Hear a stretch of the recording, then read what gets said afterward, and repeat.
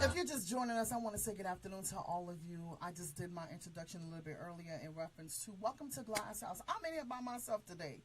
I don't have no DJ, so I'm doing this all by myself. Yeah, I'm doing it by myself. So I just really want to just tell everybody it is a brand new day. It's kind of beautiful in South Florida. The weather is absolutely perfect. It is what I love. I love this cold weather. I can't really see everybody right now, because I'm on a different software and I got to jump over to another screen so I can see all the who's on Facebook Live. So, hi babies. Hi everybody.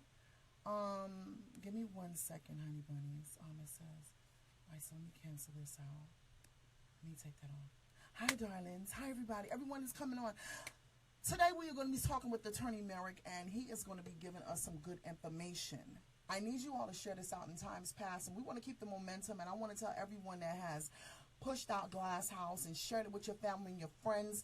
From my heart to yours, I really want to just tell you all thank you.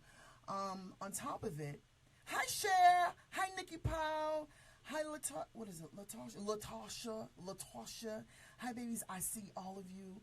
I have to really just tell my Glass House family thank you. I have to tell y'all thank you for really just helping to get the information out there when it comes down to immigration law. Because a lot of people are very pretentious. They act like they know what they're talking about, and they really don't know what they're talking about. So Attorney Merrick is going to be speaking in reference to what he's going to be doing for the community. He's going to be here in June. And when he comes in June, we are going to basically be doing a seminar and some other stuff that he's going to be talking about today. So I have a couple call-in numbers to give you all. I have 2 call-in numbers, and one of the call-in numbers is a New York number, which has lines that you all can multitask on today. And in a little bit, we're getting ready to start Glass House. I need you just to share this out. Sister Velma Millicent, hi baby. A lot of people don't know. You said turn up my mic. Turn up my mic. You for real? Like turn up my mic. Is this better? If y'all can hear me, can you say turn on my mic, seriously? I want you to know. I love you guys. When I'm walking with my God, I don't need no special. All I need to have is His blessed Trinity.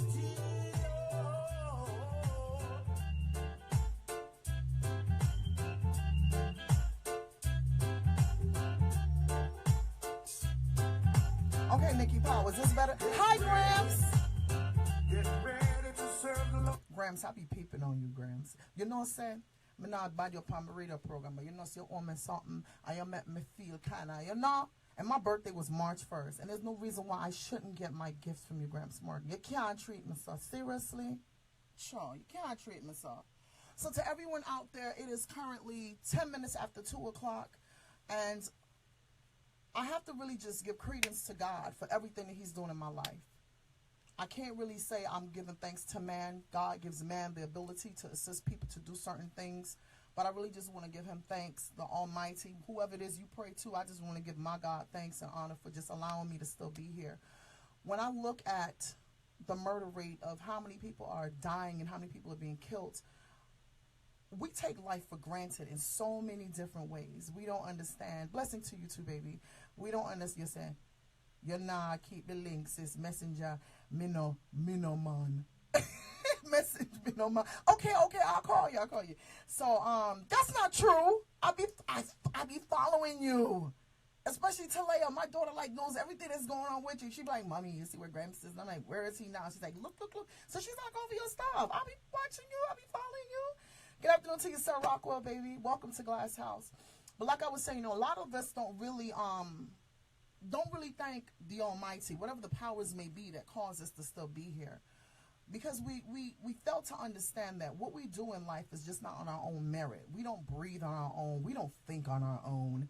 We don't do all the necessities of what we can do with the activities of our limbs by ourselves. Yeah, I thank God for the doctors that keep us still alive, but in the same token, we have to still remember that it's a higher power that we always have. It's a source. We got to always go back to that source. And like I said before, I'm not religious. I'm not over here to preach Jesus to y'all. I'm not going to preach nobody with no blonde hair and no blue eyes. I ain't about that over here, so I'm not going to be doing that with you all. But what I'm trying to help you all to understand is that everything in life that you go through, you have to always give thanks to that source. You can. One thing for me is ungrateful people. I don't like nobody ungrateful. Nobody that can never come back and say thank you, or somebody who can never say, I appreciate what you have done. You don't really have to go out and tell everybody, you know, say, Nikki, do something for me. No, you don't got to do that unless you want to. Oh, I don't have to say, you know what I'm going to do for some, like, okay, so say for instance, hi Hezron, hi baby. If I say to like Jacqueline, I'm going to do something to pay Jacqueline light bill, right? A lot of people would tend to go around and say, you know, say Jacqueline lights was off and I had to pay her light bill. And I always think to myself, you know, why do we always have to go back and tell people what we do for other people? You don't have to do that. But one thing you can do is for Jackie to say, you know, Nikki, I appreciate what you've done for me. It's not necessarily about her telling people what I've done or what I have done for her. But it's basically just saying thank you. Me buck up in some real ungrateful wretches. I mean, if I could just cuss some good words on the radio, I really would. And I'm thinking to myself, like, you know, in time of needs, I was there. But then we can't really get upset with individuals because that's just the nature of the beast. And I keep telling you, and I remember my parents, me and my mother and my father, we come from Jamaica. It was just me, my mom, and my dad in a one-bedroom in Miami. And I asked my mom, like, coming up 2 months ago, I was like, Mommy, how did you even end up here? Because we're supposed to move to Canada. That's what I was told when I was a little girl, but I always had bronchitis, so they came to a warmer state. So my mother was like, you know, it was somebody that we met. It was like friends and friends and friends. And, you know, with her having these friends, you know, they stayed at their house for a time. And then my parents ended up getting their own house. And I can never forget that my parents often always open, and I feel like emotional talking about this. My parents always open their doors for people. People who did not have their papers, people who were on the run, people who were basically just trying to come to America to have a better life.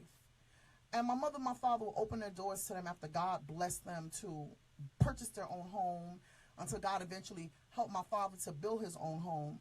And when I look at the people that my parents have helped today, that just like, they're not even friends anymore like they used to be. And I'm thinking to myself, like, you know, what is it that causes us to come here from Jamaica, or come here from Haiti, or come here from, well, Haitians don't really act like us. Let me just talk about one, you know, talk about Femi people. What causes us to come here and act like we don't remember the people that help us out? What causes you to, good afternoon to you, Ruby, what causes you, DJ Roy Burnwell, to actually come here, be here in the land of opportunity, and you stay with people in their house, you name up them food and suck up them free air conditioner and you use them toilet paper, and sometimes you piss on them toilets and not even wipe it off, and you come out to them bathtub and wet up the wall of them floor. And I'm thinking to myself, we don't complain. But what causes you to not remember us? You know, like to even say thank you. To this very day, Mr. Williams and Mrs. Williams that live in Miami, I'm not too sure if it's Liberty City or wherever it is where we used to live at one point, I never knew that lady was not my family. I had no clue that Mrs. Williams was not related to me until like I got older in life. I had not a clue. I always thought this woman was like a special person in my family. And if you all follow my mom and I, when we feed the homeless on Thanksgiving and Christmas and New Year, we go downtown. My mother and my father, the last time we fed the homeless, my dad, all of us, we went back to Mrs. Williams' house. And I looked at that with such gratitude that they gave my parents a cottage in the back. Not even a cot, but a house, half a house in the back for us to stay in. And to this very day, they're very elderly people. My parents still go back and tell them thank you. My mom and my dad, they still go back and just, you know, just let them know, you know, we're around, we're still here. You know, I just really want to let you know that we're doing fine. And I look at that with such gratitude as their daughter, to see how my parents just really just go back to say thank you. So let me tell you something. For all of you who think you are on this earth by yourself, that you can do it all by yourself, you have to tell God thank you for everything that he's allowing you to get, everything that he's doing for you in your life. We cannot be ungrateful. And if God allows for somebody to bring you into their home, to live with them for a period of time, and you go to school and you pay one little light bill and they make you just pay the water bill, and you don't know how they juggling to pay the mortgage. You don't know how they juggling to pay different bills, and they just get one light bill for pay. And y'all want to act like you don't want to pay that. And no, I'm not airing out my dirty laundry on the air, because you know some of you be thinking it's just on my personal life. You crazy? Y'all got to be kidding me. There ain't nobody gonna come in my house and live like that. Mad? Who, me? You must say mad. And yeah, I took people in. I'm gonna get on a bill. I'm gonna buy food for them. I make them eat the food. I don't complain. I cook everything and let them eat. Everybody's heart is different, but I've seen it. I'm hearing complaints about it, you know, and I can't really go into too much depth of it. But for those of you who are watching me, if people have helped you to reach where you are in your life, please go back and just say thank you. You don't have to keep kissing them butt for the rest of your life. But some of you come upon different people name. Y'all come up upon somebody name who halfway dead. And you walking around and you working in other people's social security and all these different things. But yet, when God blesses us to get married to somebody, we boom, we get the papers and stuff. We forget, so I really help with to get the man. And I'm just really, my heart is just like, it's to the point where I don't even want to do nothing. This is how I feel sometimes. Like, I don't want to help nobody no more. It can't work. And, you know, whatever it is. And just everybody be careful. Know who it is that you're allowing to come into your space, into your house space, into your circle. Know who it is that you're connecting with. And sometimes, you know, the Bible says the heart of man is desperately wicked. So no matter how much we try to put little flowers wrong with heart and perfume it up, and no matter how much we try to just bundle it in a box to make it feel like it feel good, regardless of what we might do to our heart, the word of God will never lie. I don't care if you don't like the Bible or the Quran or Torah. Somewhere in there it said, the heart of man is desperately wicked. So even though you might be thinking happy thoughts all the time, there's a little button in your heart which is just a little bit wicked. So just in your wickedness, try to let love, unification, understanding, and for peace to overtake the hurt that people have done to you, the stuff that people have said about you. Yes, you allowed a man to allow you to come here. And I'm just going to say it real quick. Like my girlfriend, I'm going to switch it all up because I'm not going to make anybody know who she is. So my girlfriend came in from Germany, met a guy on Facebook, been following him for a while. Really nice Jamaican guy. No, I can't use German. I use that place where our money tone up tall. That's a came in. And don't think about my girlfriend is really there, but my girlfriend came in from Cayman Islands because I can't say where she really came from. I say our money tall, right? She met this guy on Facebook, and, you know, her and the guy was talking, you know, they started to communicate, you know, because she lives so far. He lives here in the United States, and she buck up in him and come here and said was going to have a party and everything. You know, she poured out her, you know, she helped him out because, you know, he had these flyers, and he said he was going to have a party going on. And she flew in here. Her family came in to support him for the party because they've been talking for a long time. So they have developed a friendship type of relationship through the medium of social network. And we can't say she's a fool because whole upon a dagger man, a whole upon a dagger woman, what you mean, pam, friggin' social media. So don't be judging nobody and say she a fool. Don't do that. So she met the guy. They, you know, kind of developed some kind of relationship type of deal. And her family came in to support this party. He came in and, I'll tell you, boy, he basically was just a shyster. A Jamaican little, I don't even know what's wrong with y'all as men sometimes. Like, and I have to talk to my ladies, women. When you come here, I'm going to get back to what I'm saying. When you come here and you got to struggle and work 2, 3, 4 different jobs, and sometimes somebody boom and say, yo, me have a day's work. Boom, you put on your clothes quick enough and get for wash up properly. You jump in your clothes and you run gone. Go to our next job and you tired as hell. You saving all your little pennies to do what you want to do for yourself, and you have your kids back home, Melly, and you want to make sure that your kids are fine, JP Smelly and Donovan. And then all of a sudden now you meet somebody and you know you have your money stacked up because you working your 2, 3, 4 jobs, and you asking God to send me somebody that's going to really just, you know, understand my heart and understand where I'm at in life and where I want to be.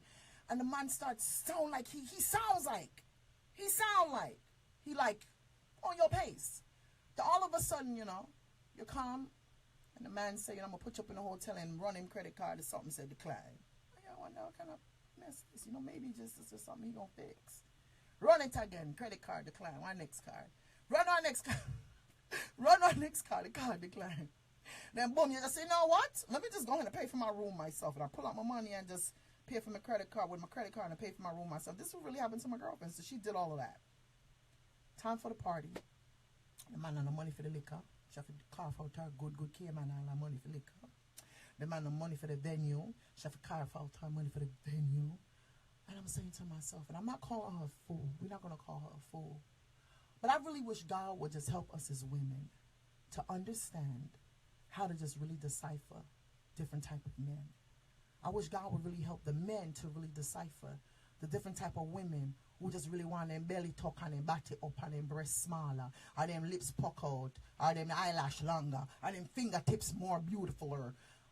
I wish God would just really help us to understand, because people come pretentiously to make us feel like they're a part of what we're doing.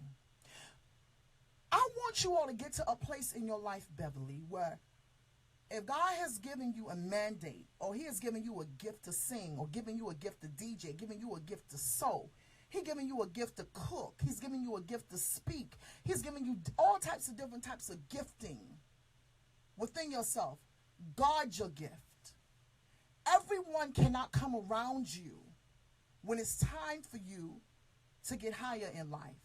A lot of people will come with their falsification stories and making up stuff and say, you know, I used to do this and I used to do that. That's what I always say. Anything you want to do, just Google me. Go on social media, go on my website, go anywhere. I don't be hiding nothing from nobody. And I think that it allows you to see the transparency of people's heart.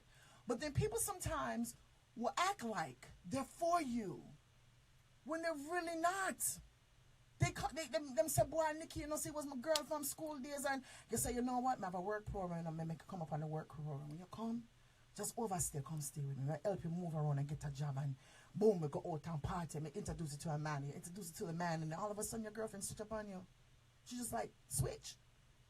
Just change. What causes us to be ungrateful? What causes us to really behave the way we do?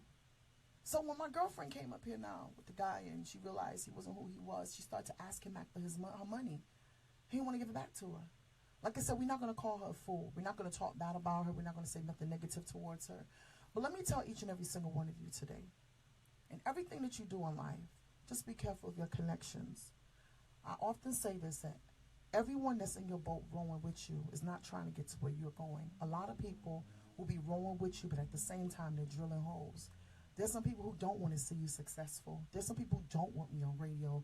There's some people who don't think I even need to be here. There's some people who think you should not even be in the position that you're in on your job.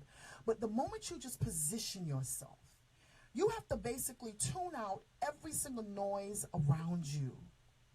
You have to tune out every negative thing around you, that how people view you, it would not bounce into your mind. It would not bounce and even touch your flesh. It's like water. It's like when it rains, like you turn up outside and turn rain and you want dry. The moment you position your minds and your consciousness of where you are, how people view you should never ever get you off your base. Because you are positioned for a better position. God will actually send people. Now, you might be thinking, God ain't going to do that. He's not going to allow this temptation to come upon me. Yes, he will. Yes, he will. Wasn't it the devil who looked at God and was like, can you turn this bread into stone? He know what he can do. So that's like somebody saying, Nikki, you think you can take this and flip it and make it that? And I'm saying to myself, I'm about to say, yes, I can. But they're like, no. I don't think you can do it. I don't think you can do it. You don't have the willpower. You don't know how to do that. I'm thinking to myself, like, wait a second, you didn't even give me the opportunity to answer. I can do it. And they're like, no, you can't. You can't do it. You see the people like that actually believe that you can't do nothing? Those are the people you have to actually just put them in a box, tie it up, tape it up, use some Gorilla Glue and slam that sucker shut and move them out of your life. You have to have people in your life that when you fail, they are exactly there for you to catch you. Not to tell you, I told you so, but to catch you and tell you, let's do this again. But at the same time, let's learn from the mistakes that you made before. Now, there's some people who do the same mistakes over and over and over again. Many of them people that maybe they was drinking or smoking while they was doing it. I don't know. But it's a lot of things I've tried in my life that I failed at.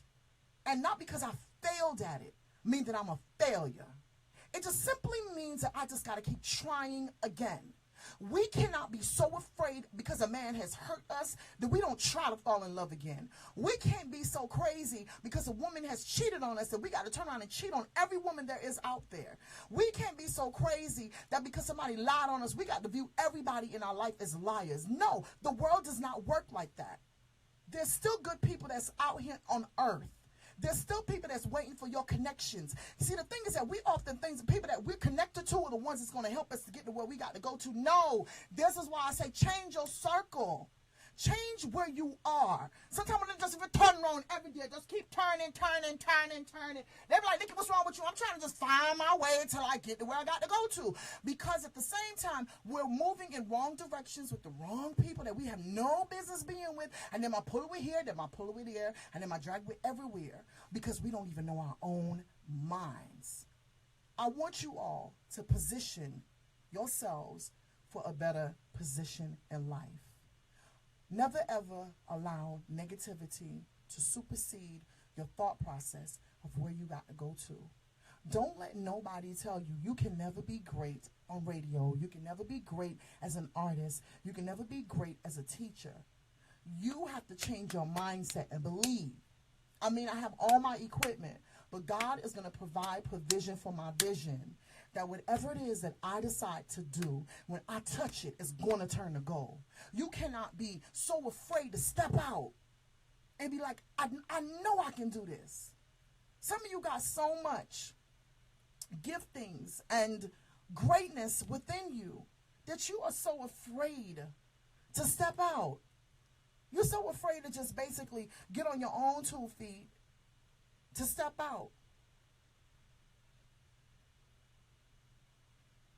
Okay, I got to read something real quick. I'm sorry. You can't be too afraid to step out, Suki, and be like, I got it. But we can't basically do that. So to all of my syndicate partners, I don't even know how many stations I'm on right now because somebody just texted me from England on Sweet FM. Let me say good afternoon to everyone in the UK. I am so sorry about all my syndicate partners.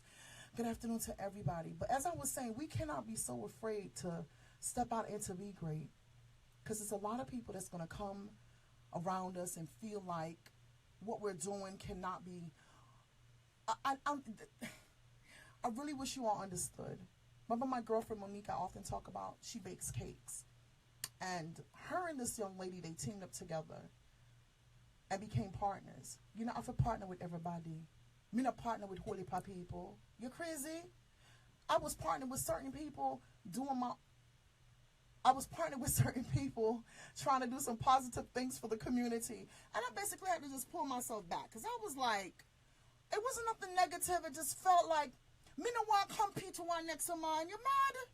I hate competing with people, even though competition is healthy. It is very healthy. But in the same token, me no want to feel like, say, I'm trying to do this and I feel like y'all pull me down because I do the same thing as you. No. So, in everything you do, just remember, everyone is in your boat. There's not rowing with you to get to the other side. There's some people who really are drilling holes while you're trying to move forward. So I want you all to do me a favor today. Just call a friend and text a friend. Mr. America is going to be with us live in a little bit, and we are going to be talking to him about immigration. You all can see my topic of the day on here. A particular mother called me. Her son was accused of molesting a little boy. And during the process of all of that, she was filing for her son.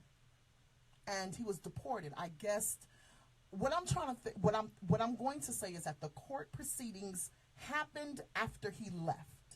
They deported him at home. And then it came out that everything was false. So she told me that she basically want her son back. So with her wanting her son back, we're going to talk about that today, about different cases, different things that could cause you to not come back, different things that can cause you to come back. Hi, baby. Hi, Junie.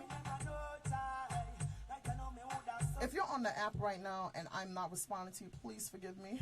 I'm sorry to everyone that's on the Big Radio Online app and I'm not responding to you. You're sorry.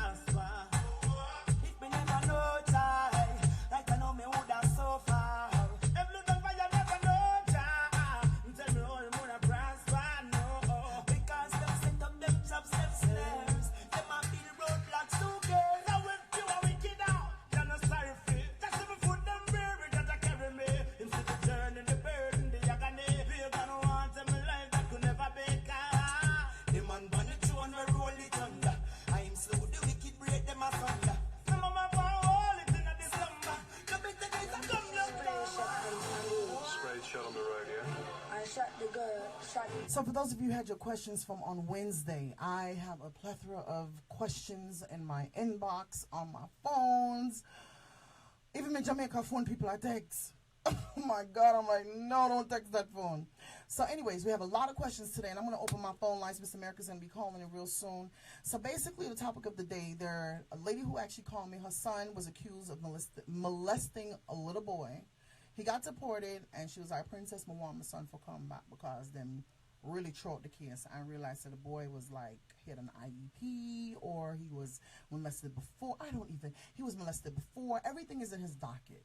And because she was calling me straight, I told her, I said, listen to me, don't call me and tell me all the business on the radio. So, the number today to call for Attorney Merrick, for those of you who are listening, I'm going to give out two different numbers. All right? The first number I'm going to give out is a 954 number, which is 954-369-1074. You do not have to press option 0. Just listen to what the lady says, and she's going to just throw you on my line. I can only take 2 callers at a time. So if you hear that someone else is on the line, don't call that number. So I'm going to give you a different number that you can call. I swear to God. But to stop the things first out. Mr. Merrick, Lord of mercy. The number I'm going to call is 718. Sister Velma, can you put this up here for me, please? 879-6533. The other studio number to call is 718-879-6533. And enough to everybody that's watching and listening. Please just forget about the mistakes, the grammatical errors that you see on Facebook today. Immigration is probably spelled wrong, and the word sponsor is spelled wrong, and yeah. So anyways, please forgive us today. All right, it's a nice program. Thank you, Junie Ranks. Omar, hi, baby. How are you, April? So the number again is 954-369-1074, option 0. Mr. Merrick is going to be telling us how people who have been deported, what can happen for them to come back, because a lot of people have been wrongfully deported. And he's doing a case right now where he's bringing some people back into the United States that were wrongfully deported or deported in a manner which it wasn't really cause for deportation, but they can come back. But when it comes down to sexual harassment, rape, molestation, incest, all these type of different things, if you have a green card, and you know, so the girl is about 18 and you're 24, you know, so the girl is about 16 and you're 22, or you know, she's 17 and you like 32 because her body turned up, you about to go home if you got a green card, honey. That's considered a statutory rape. Now, I'm not an attorney, but he will tell you more in reference to how the law affects you when you have a green card and you want to like be touching little girls or little boys. A lot of people don't know what their rights are in a case like that. And the mother was saying, even though she was filing for her son and the green card was coming through, is there a way for her to get him back, seeing that the case was thrown out by the judge? So I want you all to do me a favor. I need you all to... Okay, give me 1 second. I'm sorry, you all. Okay, I need you all to call the number today, 954-369-1074. To everyone that messaged me and texted me, I sent you the text message to call in today because I cannot respond to you the way how I normally do because I'm in here by myself. My DJ's not here, so I'm doing this on my own. So I need you all to just do that for me, please. Thank you, babies. And we're getting ready to go live.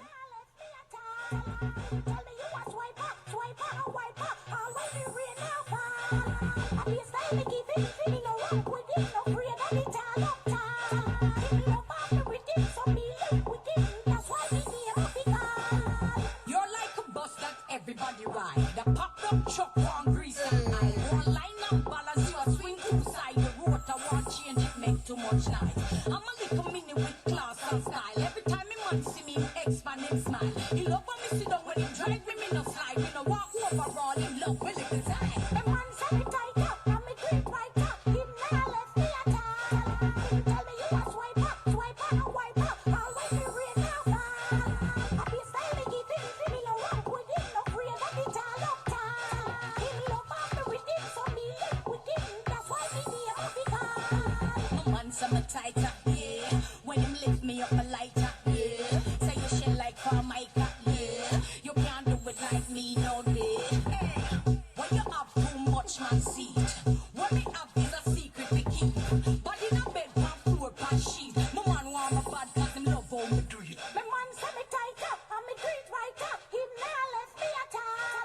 Tell me you a swipe up, and wipe up. All when me read up. I feel style me keep it, me no rock with it, no free of it, turn up time. If you love everything, so me live with it. That's why me here. Good afternoon, Attorney Merrick. Are you live? Are you there, baby? Hello, Princess Nikki. Hello, all listeners. It's a pleasure to be here once again. Yes, we're here. We're here. Dead. How are you today? Me I dead over the word sponsor. What makes sponsor, Mr. Merrick? Spondor. The Spondor. Don't you know what Spondor means? It's from the Lord of the Rings. And the different language they spoke in medieval Mr. Merrick, England. never stop it. Back in the 14th century and 15th century when men wore swords and skirts. Attorney Merrick, do please, my brother, give me a history on the word sponsored. They're supposed to be And then when sponsored. you stutter now, when you stutter, you say immigration attorney. Immigration attorney. That's when you stutter. So all stutterers are represented here today. Immigration attorney is here. Mr. Merrick! For those of you who are listening who don't know what's going on, immigration is Stay spelled. in school. That's my message to you today. Stay in school. Not talk to me. And if you didn't No, get and to if school it, and you're too no, old, go back to school. no, I need to give out my degrees. I not need to do give back. Give back the degrees. Give back my Get back your degrees. money. Oh my God! To everyone out there, I spelled sponsored wrong. I'm not gonna blame Big Spanish, and I spelled immigration wrong. And I'm telling you, Well, what's first? I am not complaining because my name's spelled properly for once. So Mr. Merrick, and I was actually trying to make sure that your name was right today. I really was making sure. I was like, now I'm missing Mr. Merrick name today. Oh my God, I am so sorry. It is, listen, and it has to stay like that. So it's going to be on YouTube like that. It's going to go on my website. It's going to be everywhere wrong. Oh, I am so sorry, you guys. Anyways, it's a new word. Mimigration. Mr. Biggs, if you start that, it is mimigration. Mimigration. So everyone out there, I need you all to share this out today because we're going to be talking immigration with Attorney Merrick, and he's going to be giving away some free services to everyone out there. And we're going to be talking about something that's going to be happening in South Florida in June that he's going to be coming in to do for us. We're just going to be talking today about a whole lot of stuff. So for everyone out there that has an immigration situation, that has a green card, that has not filed to become a citizen as yet, I kind of need to find out what's the stipulations and how long can a person become a citizen after they have a green card. What's the waiting time? How long does that take? Because me as a U.S. citizen, you know, I'm born in Jamaica, so I don't understand the process at all because my parents did everything for me. So I need you to explain that to us. Now, the topic of the day is in reference to molestation. There is a young man who was accused of molesting a young boy. Her son at the time was 19. The young boy was about 16, 17. And he wasn't necessarily deemed. Who in the studio with me? All that. He wasn't necessarily deemed retarded, but he has an IEP and he has some form of special needs. He don't really display it, she said, the other person. He didn't really display it, but her son was accused of molesting. Now, I need to ask you, sir, even though the case was thrown out after he was deported home, why was not the case tried while he was here in court, in the court of law, and why was he deported, and can he come back, even though the case was thrown out? Cha-cha, welcome, boo. Me miss you. Eveline Thomas, big up yourself, boo. Talk to me, Mr. Merrick. All right. Good evening once again. Hello, Lady Chacha, and hello, each and every one of you. Now, the case that you just mentioned, it's so sad that I must start by saying that this is what you get when you're underrepresented in immigration court. A few days ago, we spoke about the difference between criminal court and immigration court in the sense that no judge in criminal court wants to be overturned. Every judge in criminal court wants to step up, and go higher on that ladder and eventually end up in Supreme Court or federal court. Immigration court, the judges are already federal judges, so they really don't care. They really don't care. So what we see in immigration court is that if a lawyer is not doing his job in immigration court, the judge is not going to instruct him. In criminal court, if a lawyer is not doing his job... Wait. Say that one more time. One more time. Who's not going to represent? Who's not going to stop him? Say it again. In immigration court, it is not the judge's responsibility to instruct the lawyer if the lawyer is making a mistake or not asking for the proper relief that might be available to the young man or the young woman. Okay, I have a question. Right? Is there not like a Sure. camaraderie relationship between judge and attorneys? Well, that has no bearings on the procedure in court itself. So as a judge, if you know I'm an attorney and I'm your friend and I'm kind of like doing it wrong, why not help me out just not to see a brother go home? Simply because of the fact that the procedures in federal court does not allow for that. And in criminal court it allows for it. I'll give you an example. Uh-huh. Let's say that your lawyer in criminal court is not doing what he's supposed to be doing, and he asks for certain benefits, and it's the wrong benefit. In criminal court, the judge might say, Mr. Attorney, I'm sure you also want to ask for A, B, C, X, Y, Z. Now, No, Suki, you're not too late to call. Go ahead. The judge just gave him a clue. In immigration court, on the other hand, if the lawyer is not asking for what he needs to ask, all the judge is going to say is, okay, let's move forward.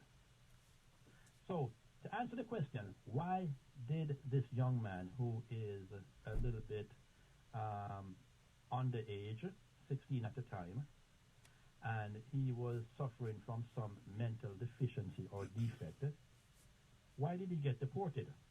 No. Her son was not the one that has the IEP. The gentleman that the son did the act with was slightly. I don't want to use the word retarded because that's not medically correct. But he has some form of autism. Her son is fine. The other young man has some form of autism. How old was the son? The son at the time was 19. Okay, and the other young man was 16. 16. Right. So what this indicates to me is that there was bad representation to begin with in criminal court.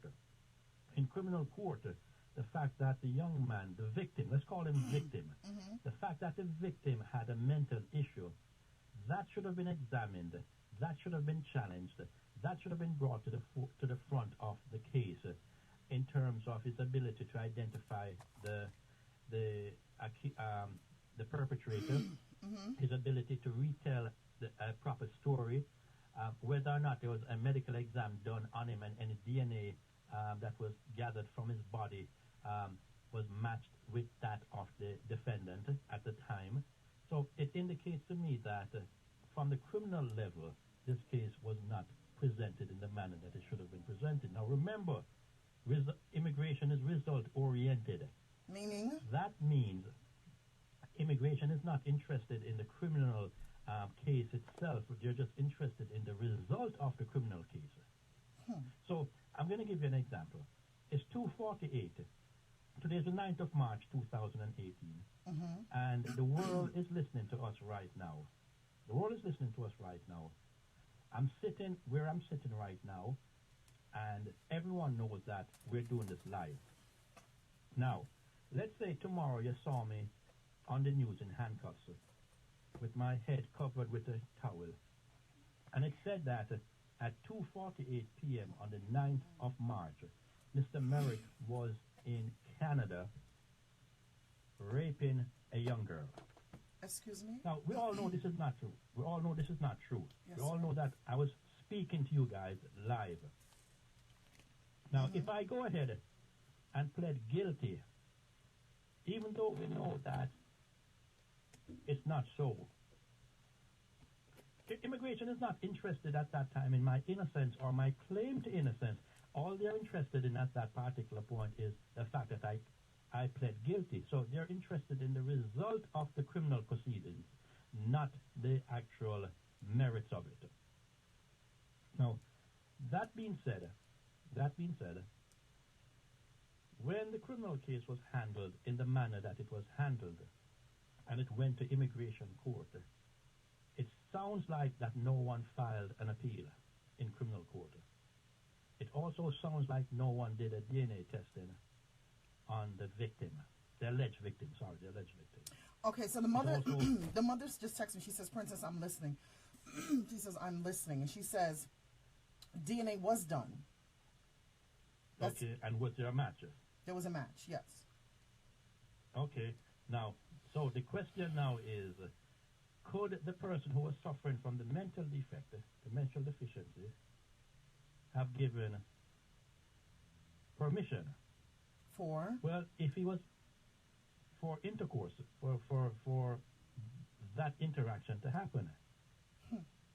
That's why she stated to me that the young man had an IEP, or he was. I want to do me sure tell them, man. Let me chat now. Shut up.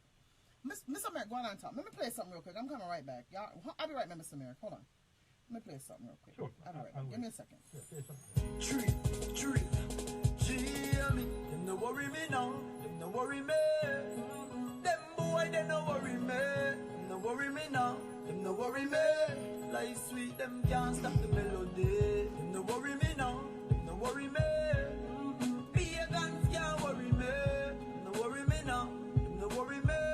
Them boy, they swear them can't study me. God no. We are gonna pray for my God no. The most time I know. Me no easy for God go. Every time me try to do my best. On me list of the key about tightness. Me them the last of me have ball red madness. Them one shot to bore my chest. But on to the Okay, I'm back. I'm so sorry. Zion, you every hour. Check. Okay, I'm back. I'm sorry. I just had to, Okay, I'm sorry about that, Miss Samara. Okay, I'm sorry. I have to be at commercial break in a little bit, but I want you to finish saying what you're saying. So she stated that there was DNA testing done. But she's trying to tell me that it was thrown out because the young man that her son was accused of molesting is, somebody said mentally challenged. Hi, Lorraine. Hi, Crystal. Hi, Sandra Green. Hi, babies. I see you, Patsy. So, mentally challenged. That's what it is. So she's stating, why should her son be deported if it was thrown out because they deemed the young man to be mentally challenged? All right, good. Now, the fact that it was thrown out is the key to this case. The fact that it was thrown out means that whatever happened in the criminal court, whatever happened with the interaction is of no value to us and this discussion right now. So let's fast forward. It was thrown out. It was overturned. So after an appeal was done, case was thrown out, or during trial, it was thrown out. Now, immigration then probably did not realize that post-deportation that the case was thrown out. Now, what should have happened is someone should have done what's called a motion to reopen, and we've been doing a lot of those successfully under this administration, by the way. Bring back the matter to criminal court. Remember the other day I mentioned to you that a lot of new judges now and prosecutors are trying to give the middle finger to the administration because the administration is not making it easy for people to remain in the country because they might have had a small act of indiscretion when they were younger. So, that being said, what is happening is, because the new administration is not creating any new laws, Congress is not making any laws that is going to be helpful to anyone at this particular point, judges and prosecutors are making findings that are quite helpful. For example, the federal judge in Hawaii and the federal judge in New York that declared that DACA must stand. The Supreme Court saying that they're not going to hear the appeals from Trump, so that DACA does stand and will stand, is a show of how the courts are using their powers to circumvent the blabber and the talk and the chatter of the president. Now, that being said, more prosecutors now, more district attorneys now, and more judges now are willing to readdress old criminal cases. Take a second look on them, and if it involves the possibility of good people that made a simple mistake back in the days, if it means them being deported, what I'm seeing happening more and more and more is that judges are willing to reopen the case, giving us a second bite at the apple for us to go and try to show that this person is in fact not guilty. And I'm seeing, Nikki, what is happening more and more nowadays is that we're coming away with charges being either dismissed or reduced to the point where a person can no longer be deported. So in the last 3 or 4 weeks, I've done up to 8 of them successfully, and was even traveling Monday night into Tuesday afternoon, you knew that, to do a case. And we're successful with that one. Now, the point I'm trying to make is that that is what should have been done with this young man's case. Bringing it back to immigration, showing them that, look, the case was tossed. There's no value to the charges. And if someone does that, I can almost be willing to say that the judge will reopen it and re-grant him his status. But until that happens, it's not going to be automatic. The reason it's not going to be automatic is because immigration is administrative in nature, which means everything must be done through process, paperwork, applications, and motions. Yeah. So how can a person who has been deported know that they have a chance of coming back to the United States? What is it that, even if they were sent home wrongfully, rightfully, what can I do to bring some of my people back that's been deported? All right. Good question. Now, hold up. Let me explain. Let me just clarify something. My family don't have no deportees. Actually, do we? We have a couple, yeah. Yeah, we do. I'm talking about my aunts and uncles now. We all here. But my cousins, them, they go back home. Yeah, I'm not lying to you about that. I want my cousins, them, to come back. How can I get my cousins back? First and foremost, we do an investigation on a case. So if you have a friend or a family or a loved one that got deported, the first thing we need to do is to see what he or she was deported for. There are certain crimes and behavior that carries a lifetime bar with it. In other words, certain behavior that once you're deported, you can never get to come back into this country legally. Now, outside of those behavior, we have other behaviors that carries certain time frame bars. 10 years, 20 years, 15 years, 5 years, 2 years. And then we have what's called voluntary departure. So let's talk about voluntary departure for a moment. Voluntary departure is when you're deportable, but you have no criminal behavior, no criminal convictions. And let's say you were supposed to have left in 2015, on July the 3rd, 2015. But you did not leave, you overstayed, and you got caught eventually. What will happen is, if you ask for voluntary departure, is that the judge will reset the date of departure for now. You go home on your own expense, go home on your own 2 legs, you don't get deported. Once you get back home, 2 days from then you could turn around and apply for a visa, or somebody could sponsor you. So that's voluntary departure. Okay, hold your thought. That's one way of coming back into the... Hold your thought, Mr. Merrick. He said that's one way of coming back into the country. So, ladies and gentlemen, within the next minute or so, we're going to be going to commercial break. And when we go to commercial, we're going to come back and open the phone lines where you all can call in with your questions. Good afternoon to you, Dawn. Good afternoon to you, Vivine. Good afternoon to everyone. Marvin Powell. Good afternoon to you, LaQuisha Williams. Good afternoon to everyone. We're going to be going to commercial break within the next minute or so. And I kind of don't want Attorney Merrick to keep talking to me. We get cut off in the middle of it. A lot of you had questions when it came down to immigration. So I'm asking for you all today to give us a call. And after the commercial break, I'm going to be giving out a second number that you all can call that's going to be patched into the radio station for you to ask your immigration questions. And I don't think you all should be afraid to ask the questions today, because questions are made to be asked. Don't be fool-fool. None of them fool-fool, dark-hearted Jamaican people that when I like to ask questions, y'all like to assume and listen to source for mix-up people. No, you got somebody intelligent that knows the law that's right here. So after these messages, within the next couple of seconds, Attorney Merrick, we'll be going live, coming back after about 10 minutes or so. My commercial's about 10 minutes, 8 minutes or so. Don't go anywhere. And I'll be right back after these messages. Hold on, Attorney Merrick. We'll be back. Boy, could a rasta most them hard trade. Money kick off your door. Money kick off your door. Touch them, say them if you say you are them. Come, just it over them head. Boy, mother grieve on a ball and a bake when fry like brown bowling. And they don't say them if you say you are them. Do not centrate me here by them said. Boy, could a rasta most them hard trade. Money kick off your door. Money kick off your door. Fort Lauderdale, Miami, New York, California, Atlanta, Jamaica, London, Bahamas, worldwide. Keep it locked to the #1 station, Big Radio Online.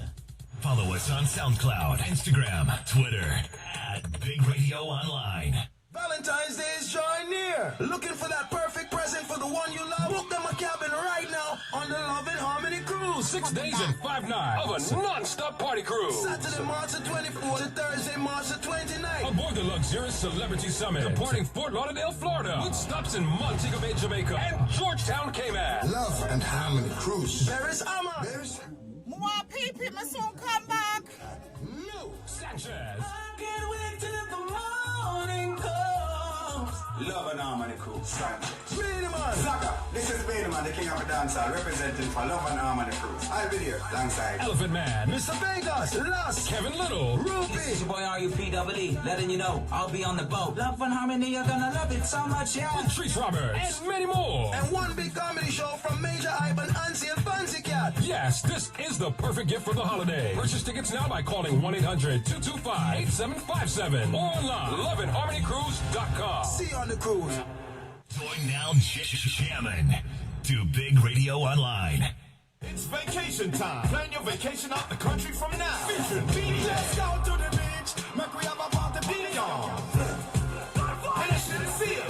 Limited tickets now. Only on BRTWeekend.com. It's BRT Weekend 2018. The world's biggest Caribbean music festival tour. Kicking off 2018 in the Dominican Republic. Featuring Beanie Man, Ding Dong, and Shenseea. Get us right. 4 days, 6 all-inclusive events. Means you enter, eat, drink, and party free for one price. May 3rd through May 6th. Music by some of the best DJs in the world. Plan your vacation out the country from now. It's BRT Weekend, the world's biggest Caribbean music festival tour. Kicking off in Punta Cana, Dominican Republic. May 3rd through May 6th. 4 days, 6 all-inclusive events. Plan your vacation out the country from now. It's BRT Weekend in the beautiful Punta Cana, Dominican Republic. No visa needed. I repeat, no visa needed. Get your tickets now on BRTweekend.com.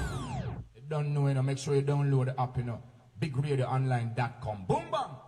That's big. Everything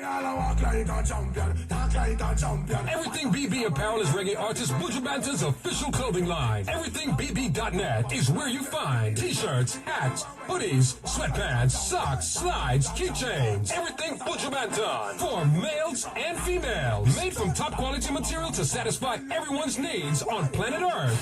From all walks of life. EverythingBB.net. Get online now and please order your official Buju Banton gear. T-shirts, hats, hoodies, sweatpants, socks, slides, keychains. Buju Banton's official clothing line online store. EverythingBB.net for everything Buju Banton.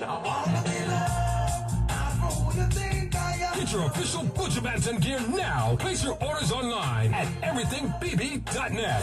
As seen worn by Rihanna. Buju Banton's official clothing line. Everythingbb.net. Ripping reggae dancehall worldwide. Everything BB Apparel. It's not an easy road. I must represent for Big Radio, A pain and sorrow. Download the app Big Radio Online. Now that the bills are paid, let's get back to the f***ing music.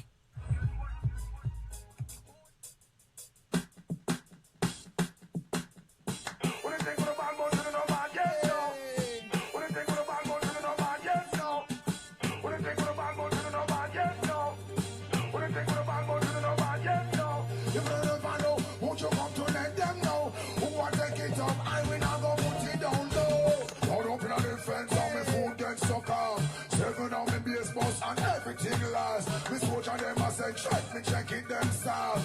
Who sell me out? How I walk off? No, me drop a road, me hear the them a laugh. Me used to wear Prada, don't know me have to. Oh, it's a free Buju, right? In a foreign and I walk, man, I walk. I was the cousin of child that used to call boss. Control buildings, blocks and parks.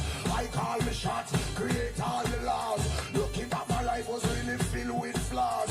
Moving in that fast lane with no time to pass. Now me wife in a foreign with another man a flash. Me son out of hand and he's skipping class. Me daughter is pregnant and don't know the path. Hey, I went beat. When you hear that, when you think of the bad man, you know man yet no. When you think of the bad man, you know man yet no. If you never know, won't you come to let them know?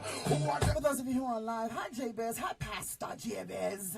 How are you, sir? You still drinking for your salsa? If you have not shared out the live, is that Attorney America is on the line, and he is speaking to us about immigration. So is that there are different ways for people to come back into these United States of America that have been deported and want to come back here. So he's going to tell us how we're going to do it and how we can do it. But I want you all to continue to do me a favor. I want you all to continue to keep sharing it. I want you all to continue to keep downloading the app. I want you all to follow me on Instagram at Princess, PrincessNikkibee. That's what it is. It's Princess Nikki B. It's not this with my E-I-E-I-O. We said E-I-E-I-O. E-I-E-I-O. What's the bear? He said E-I-E-I-O. Moving in a fast lane with no time to pass. No, me wife in a foreign with another man a flash. Me son out of hand and he's skipping class. Me daughter is pregnant and don't know the path. Hey, I went beat. When you hear that, when you think of the bad gun, you know bad, yes, no. When you think of the bad gun, you know bad, yes, no. If you don't know, won't you come to let them know? Who want to take it up, I will not go put it down low. When won't you there, you will not hide What's up, your Angie? mask. Who Tell wants me, to shop. bad man and a work witchcraft? Who wants to about powerful, make them kick themselves. Kick back, gargamel and tap. I tell you, when you think of the bad gun, you know bad, yes, no. When you think of the bad gun, you know bad, yes, no. If you don't know, won't you come to let them know? Who want to take it up, I will not go put it down low. When you think of the bad gun, you know bad, yes, no. When you think of the bad gun, you know bad. So once again, we're going live. Tatiana, how you doing, baby? With Attorney Merrick. For those of you who have your attorney questions, Mr. Merrick is answering all immigration questions today. He was answering them on Wednesday. I want to push this out because we know somebody who has been wrongfully deported, somebody who's been deported, and they want to come back to America. I'm going to give you a scenario, Mr. Merrick. Just tell me that this is possible. All right? This is a true story, but just tell me if it's possible. Just say a family member came here legally on the work program. He was working.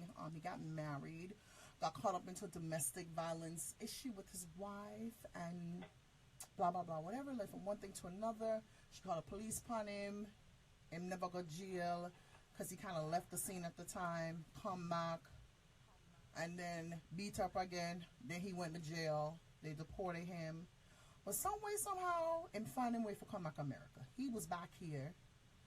Got deported again for some petty stuff. I'm not too sure if it wasn't really trafficking. It was intent to traffic, and got deported. He came back again. The second time he got deported, he came back again, and he was sent home the third time. And they told him that if he came back, they would throw him in federal prison. Is that possible?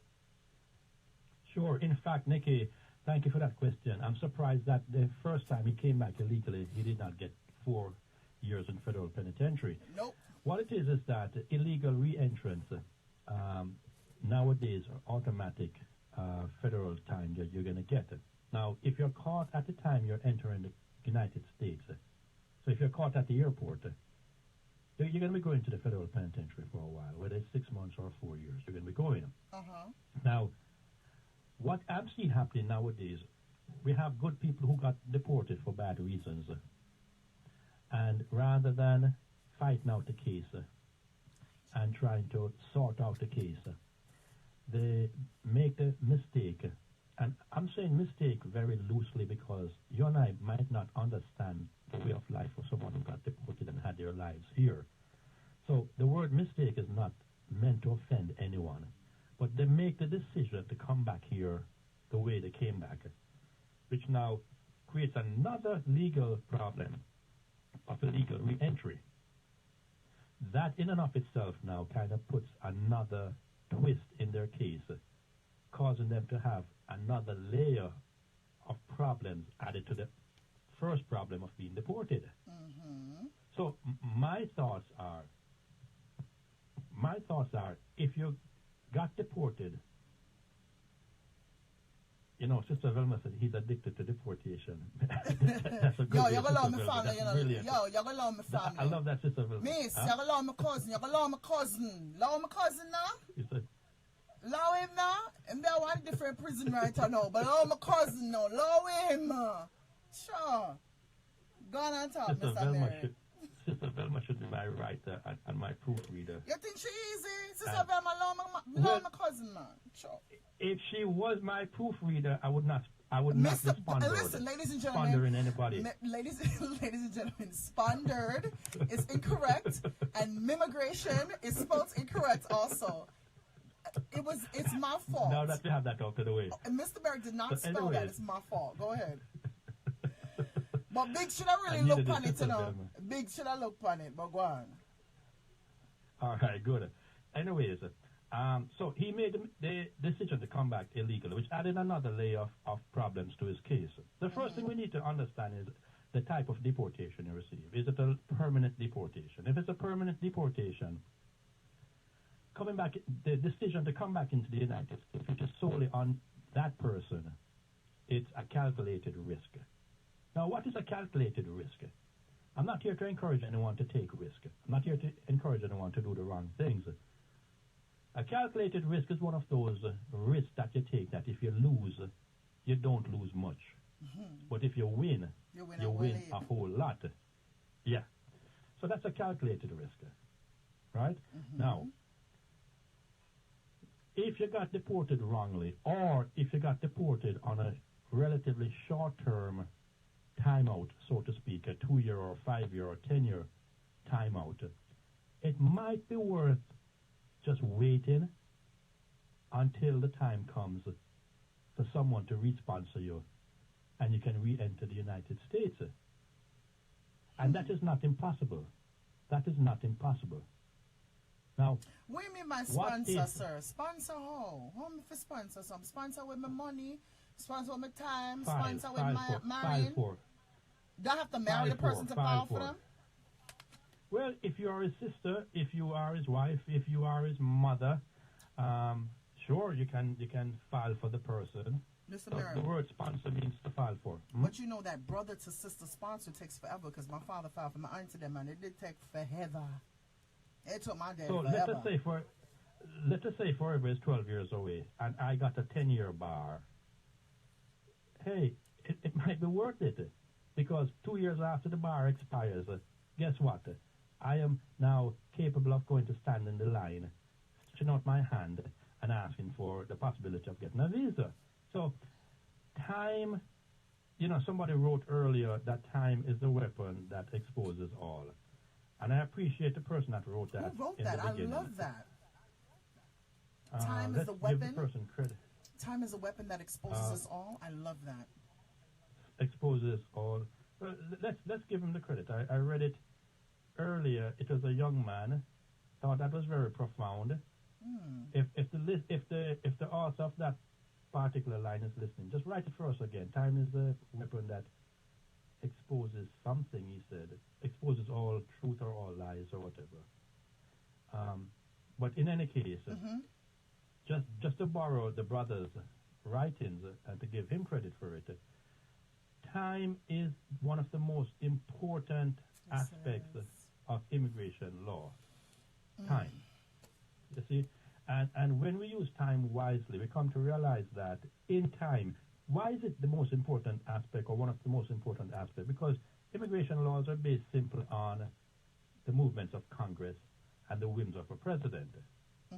So that being said, in time, things usually happens, whether for the better or for the worse. And we're seeing things kind of at a standstill right now, a lot of talk, a lot of chatter. So if a person gets deported, the first thing we need to do is to see the grounds for deportation, and if there's a bar, and how long the bar is. And if the bar is not permanent, what can be done to get that person to come back into the country? All right? Okay. Now, I would like to clear one thing up, Nikki.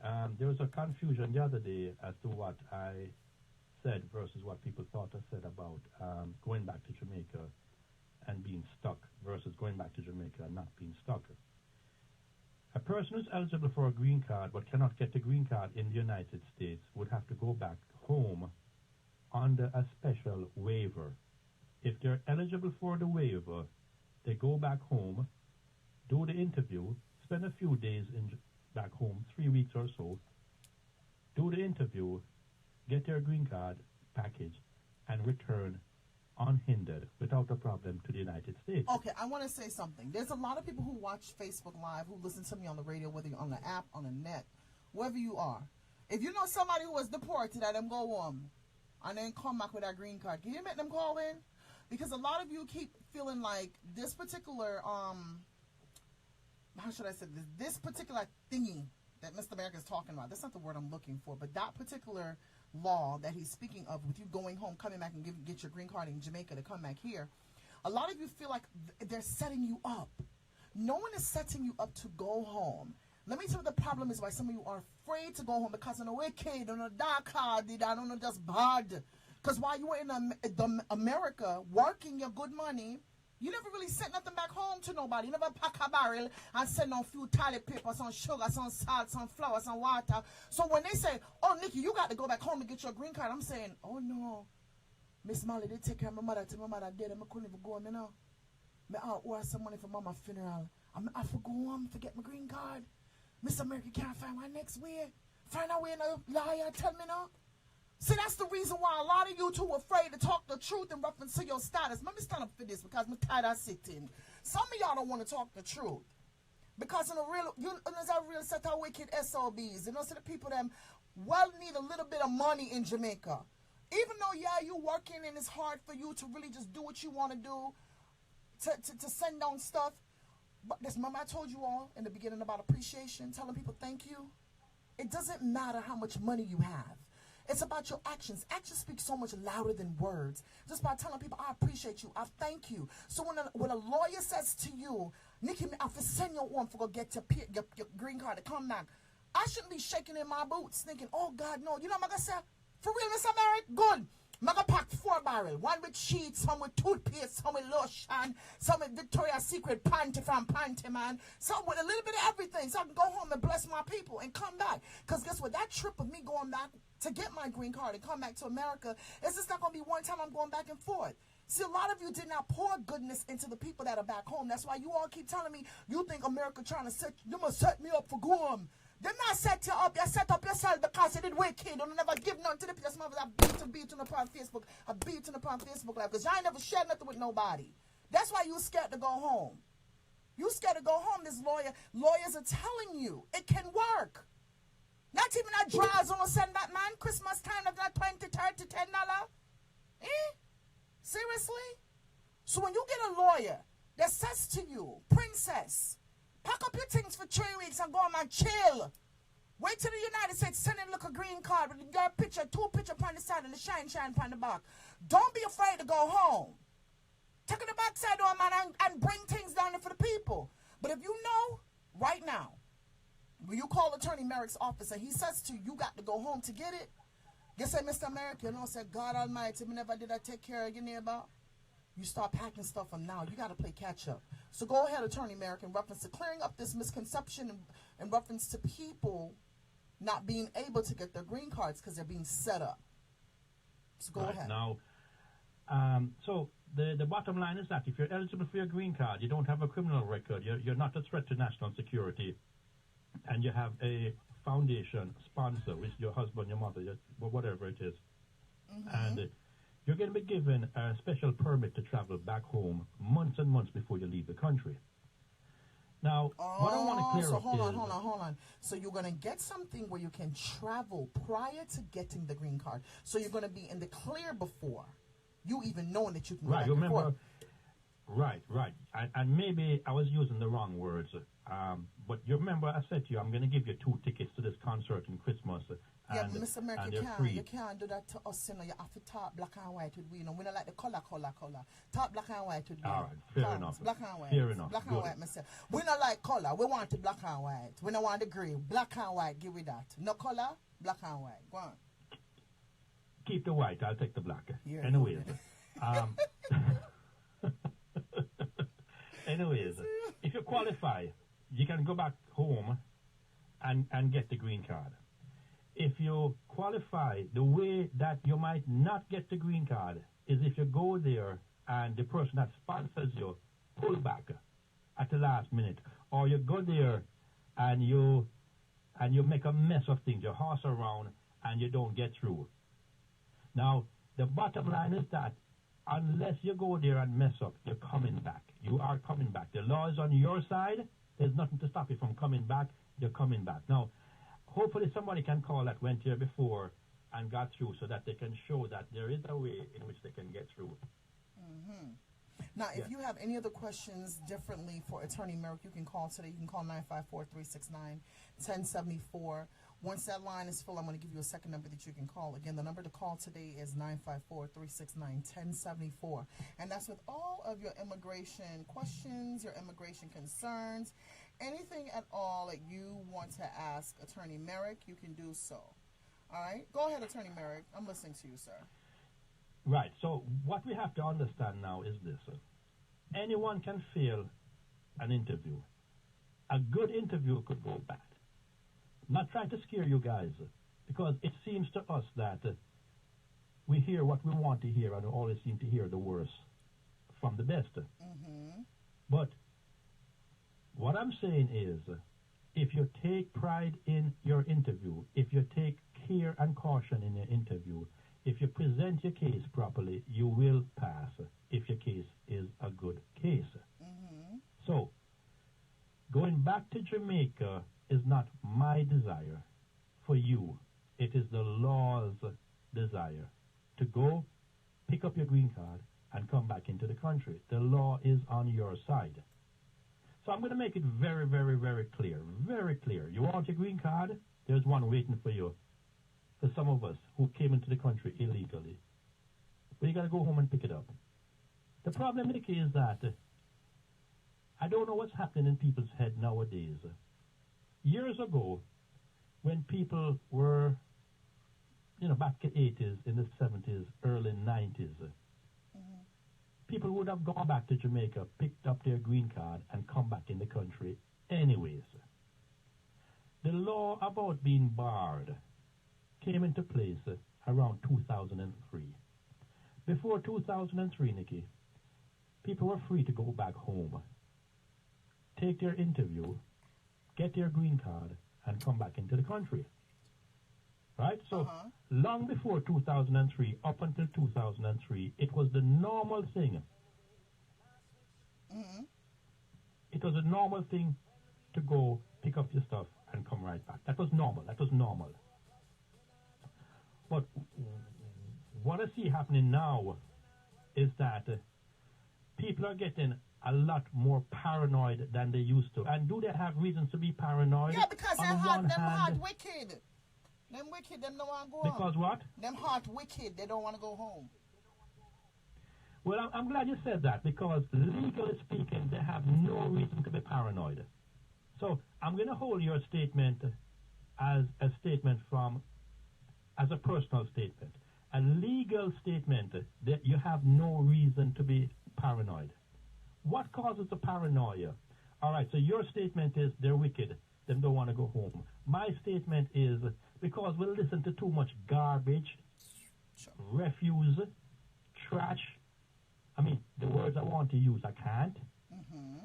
But we listen to the Shady Tree lawyer. We listen to the Shady Tree doctor. Would you have your friend under the Shady Tree perform a gynecological test on you or a heart surgery on you? No, I'm serious. I wouldn't have no pum left if them go under there, sir. I wouldn't have nothing left under them. Because Shady Tree gynecologist. I don't have nothing left in there. Not go in there. All right. Yeah. Why not? Why wouldn't you do that, Nikki? Why wouldn't you do that? Sir, them probably would have done it all. They would have just scrape out all my good and not lift nothing in there. That's the reason why. All right. So listen to this. If a doctor is there to help with that particular issue and a lawyer is there, why is it that we West Indians would rather go under the Shady Tree, sit down and lavish about the finer points of medicine and law and accounting than go to the professionals? You know why?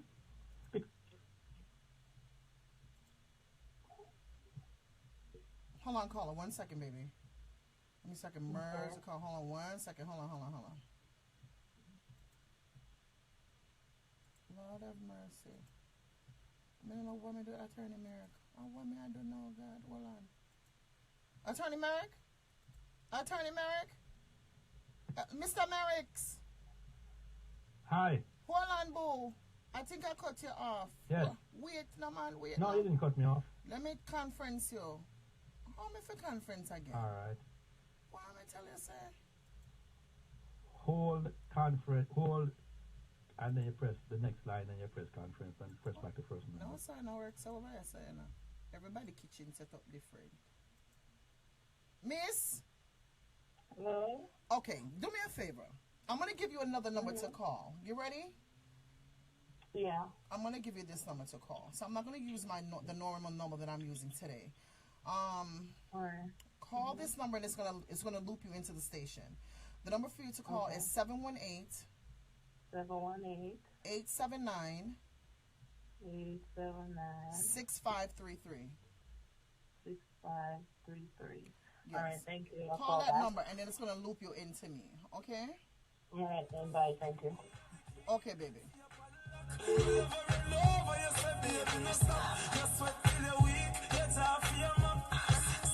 Attorney Merrick, somebody's gonna actually call that other number. Just bring them in for me, please. All right?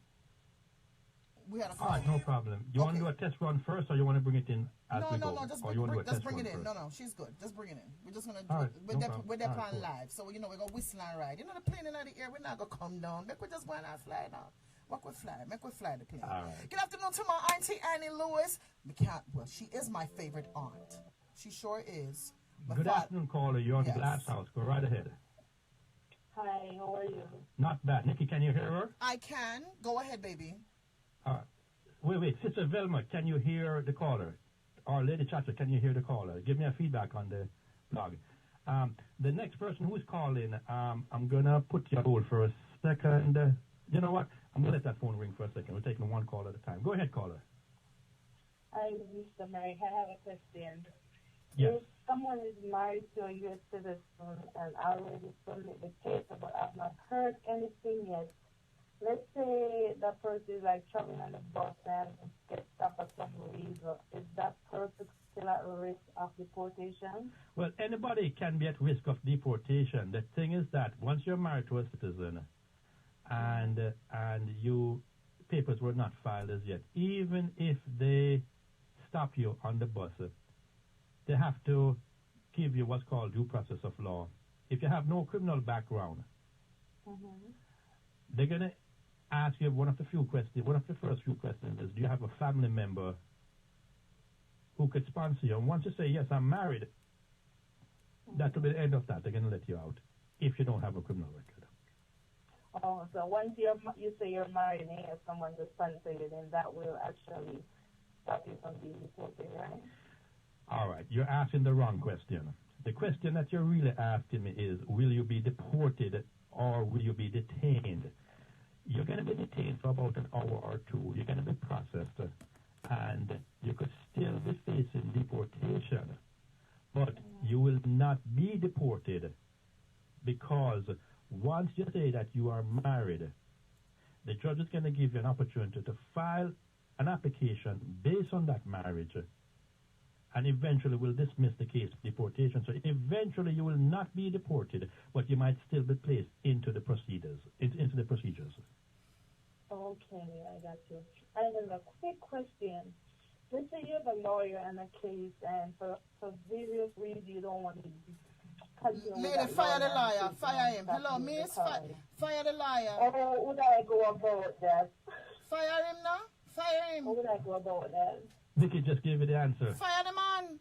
You know, so yes, I want to fire the lawyer, but like, let's say I give him a certain amount of money. You're not getting it back. Fire him. Like, you miss. So, like, you're not getting it back. Is he able to, like, is he supposed to, like, give me back some of the money? I'm not going to take part in that question because I don't know what the lawyer did and what the lawyer did not do. Okay, Miss America, you said too much, right? Remember, protect you, know? Well, no, maybe immigration liar. Caller. He can't do that because he would talk against the people that do the same thing as him. So let me just break it down to you. We pick up a man and we think that the man is a good man. We invest in the man, we pour money in the man, and the man starts slip away. Just start step funky with we. We can't ask him for all the investment. You think I want about the dirty jaws my bag him? No, sir, make him keep it. All the money where him gets, make him keep it. Because there's no way of us getting it back because he's going to fight us to say, no, sir, it was given as a gift. You take him to small claims court. You got to hear judge, jury, bond something and say, miss, you can't get it back because you gave it as a gift. No. Make the lawyer go on, and you're going to do this for me. You're going to call Attorney Merrick's office, at 718-519-6281. Again, the number is 718-519-6281. Now, do not beat yourself up by having someone who is a charlatan, who is a thief, who is a robber. Or so we stay sometime, we people. You know, we just do things wrong sometime, and God just give us somebody for just push us in the right directions. So we just say, thank you, God, that you helped me to get out of fire, so I'm going to have to jump in a frying pan. You feel me, baby? You got me? Yeah. Yes. So, Mr. Me not say you feel bad. Yes, Mr. Merrick can't answer you, but go ahead. Thank you very much. Okay, baby. Thank you. You're welcome, boo. Go ahead, Mr. Merrick. Good afternoon, caller. You're live. Go right ahead. Good afternoon. Hello. How are you today? You're live. I'm doing wonderful. Good afternoon, Princess Nikki. Hi, baby. How are you, Chatter? Go ahead, baby. Chatter. Oh, goodness. I'm a girl, lad. Go on, boo. I am a caller. Caller, go on, caller. Go on, caller. With your distinctive, nice voice. Go ahead, caller. Caller, you're live. She has a voice for radio. Thank you. Yeah, she have does. a voice for radio. Caller, you're live. But you have a face for television. Yeah. Me, I can't. So, listen. When I when I came in the age, right? Yeah. I had to go back to Jamaica to get my papers. Oh, so you're one of them. Because when I came. And how was it? How was it? Seriously, how was it? Seriously, how was it? Okay, first of all, when I came here, I don't remember the name that I was when I came here. Okay. But all I know is that my mom filed the paperwork, and I had to go back to Jamaica and to go get the papers. Touch her. Caller. You come up in somebody else's name? Yes, ma'am. No, she was overage at the time. So hold on, sir. But you remember the name where you come up in now? Somebody else can use it today, please. Yes. All right. Go on. Okay, go on, sir. Go on, call. Sabrina, to be exact. And so when I went back down, I was nervous because I didn't even have a passport when I went to my interview. And they did the interview anyway, but because everything was already set, they told me get the passport and then come back. And once I get it, they put my visa and I came back. So let me ask you, your fears, let's say your fears was what, 100% or 80% versus reality. Eventually, did reality get bigger than your fears, or was your fears real at the time? What happened? You know what? I think I was more excited to go back to Jamaica, so I wasn't thinking about anything. Really? No. Really? Now, if you had to do this again, caller, if you had to do this again today, and your lawyer said to you, look, there's a green card waiting for you in Jamaica, and we're going to ask you to go there, do the right thing, would you do this again today? I would. Okay. Talk up. Somebody said call up. Talk up. Caller. Me can't hear you. Talk up, baby. Huh? Somebody said to talk up. Caller. I cannot hear you. Okay. The reason why I would is because I know the attorney that I would use.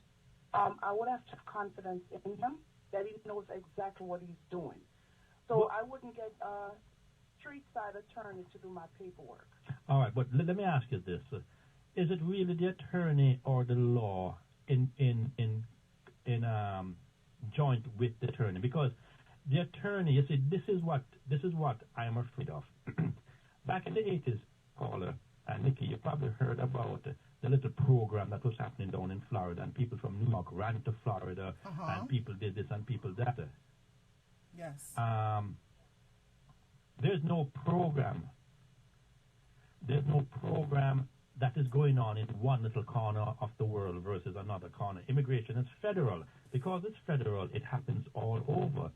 So, caller, what happens is that when we hear about this little man, we tend to gravitate to him because it helps our friends, and usually that's not the case.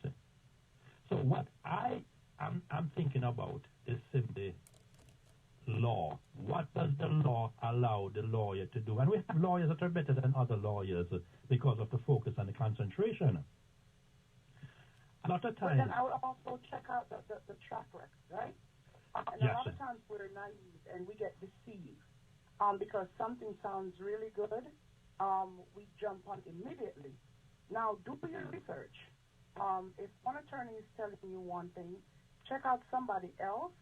I'm just saying, to see if they're telling you the same thing. I don't think 2 or 3 people go to law school knowing the law, and immigration is right across the board. They're going to tell you, I mean, unless they don't have your best interest at heart. And say, for instance, your husband is actually sponsoring you, but he really don't want to do the paperwork, then he can get them to tell you anything, right? So you have to also use wisdom. You don't have any criminal record.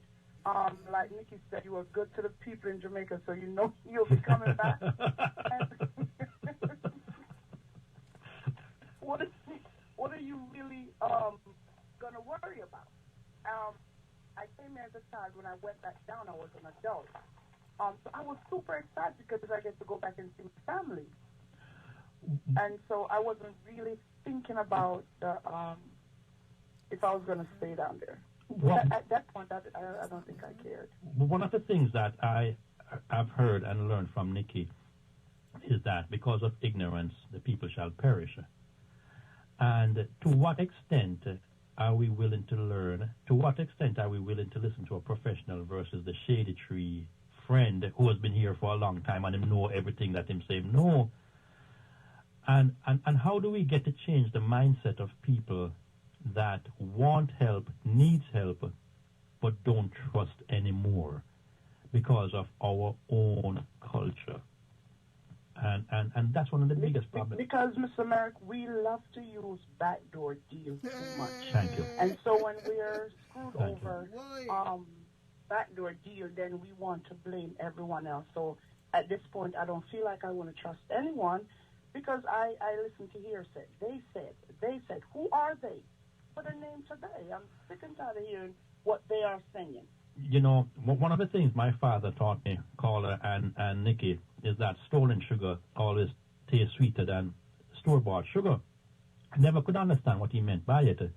But I finally, as a grown person, realized what he meant, that when some of us engage in activities that are hustling or bandul or whatever you want to call it, the adrenaline, the excitement of it all to get over. And a lot of us have this get over mentality that we feel better getting over something than going about it the right and proper way because there's no excitement in going about it the right and proper way. And that's a sad approach to life situation, especially when it comes to where you could end up in prison for making these wrong decisions.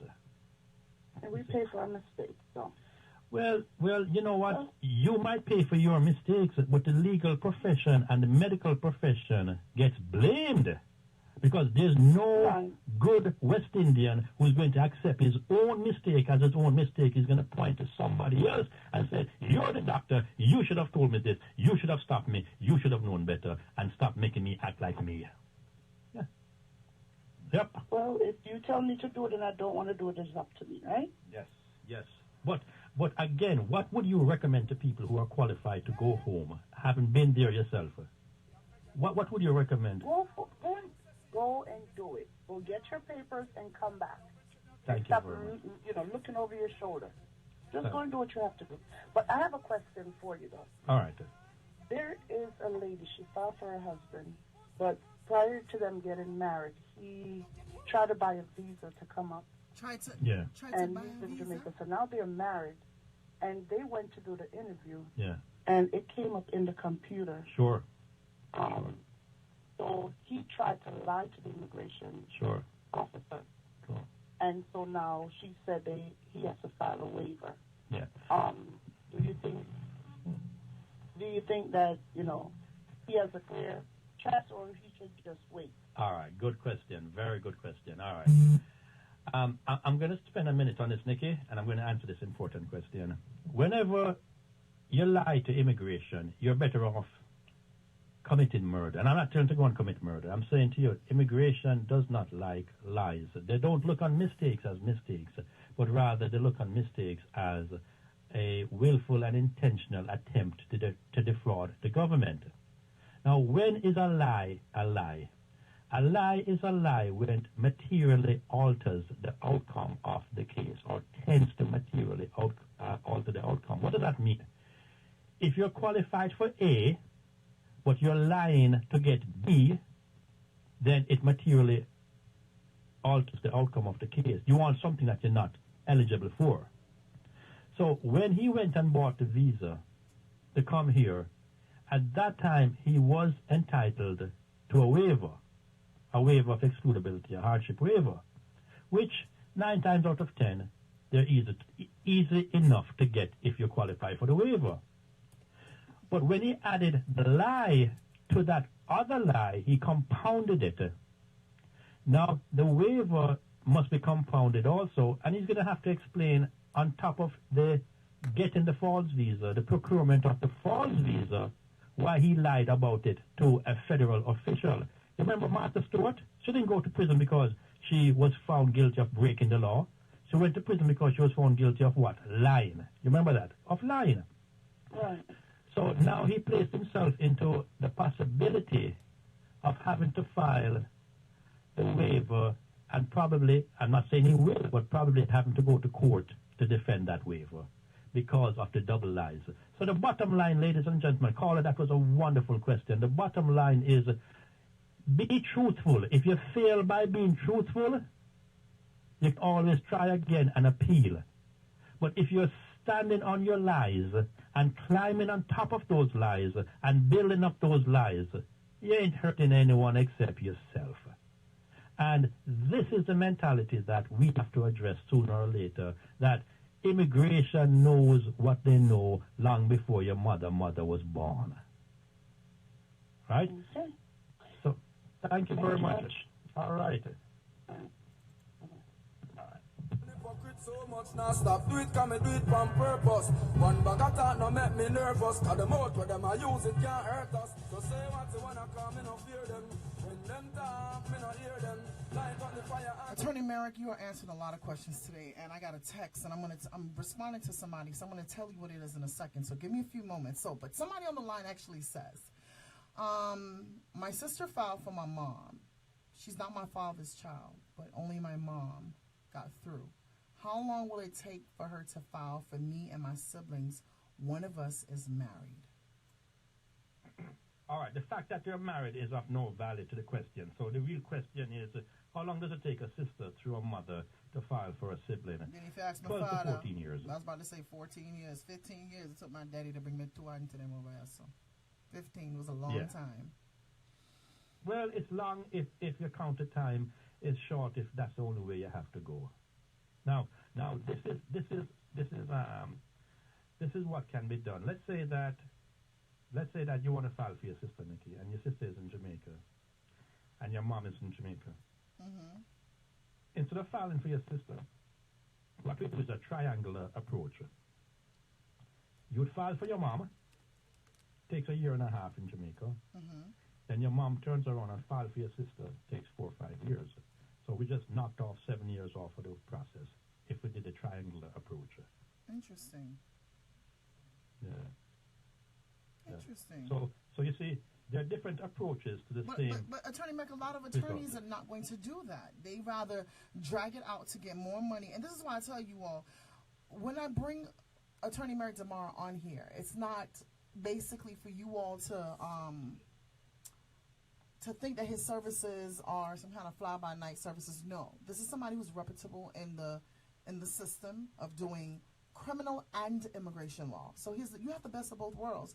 So if you know, says a thief and a robber, and I'm about to deport you, the man can represent as a criminal attorney and he represent as a immigration attorney, because you're going to need both. So don't ever think for a moment just because you got a random ticket, you got pulled over because you didn't have any license or whatever on you. I don't know if they deem it as criminal. That's a criminal offense, sir, for not having proper identification? Well, no, it could be a civil matter or an infraction. Okay. If it's compounded, then it could be criminal. Okay, so if it's like that, and they deport a person just for not having an ID on them, and they're here illegally, you can help them to come back, correct? Sure. We can do that. We can make our attempt, and if they qualify to come back, that can be our job at that point. Okay. Yeah. So to Natasha, I hope Attorney Merrick answered your questions. If you all have any more questions, I'm going to tell you all the number you all can call today. That number you can call is 718-879-6533. Again, the number is 879-6533. And we have Attorney Merrick tomorrow on the line. I want you to call a friend and tell a friend that we have the lawyer live on the air.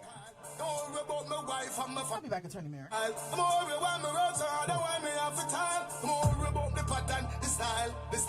I'm worried about my money, my Kyle. I'm worried about the lava, it's a bubble and a while. And I'm worried through what me them can't define. Them want know how we survive out a road, and them want know how we survive out a road, and them want know how we arrive out a road, and them want know we not compromise out a road. Them want know how we survive out a road, and them want know how we have strive out a road, and them want know how we realize out a road. Them want know we not compromise out a road.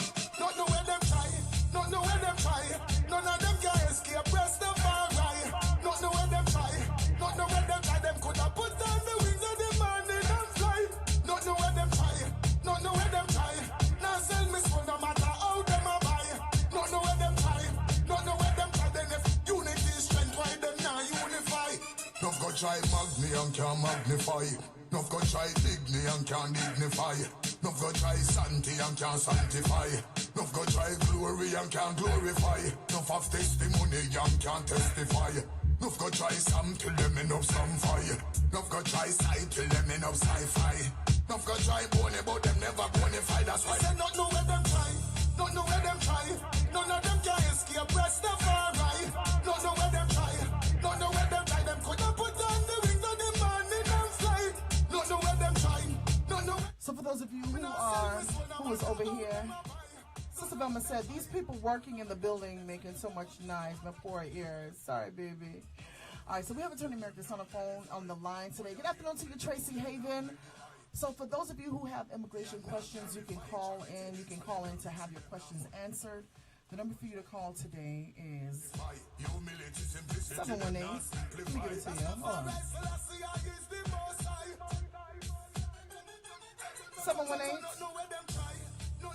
718-879-6533. Rest the far right.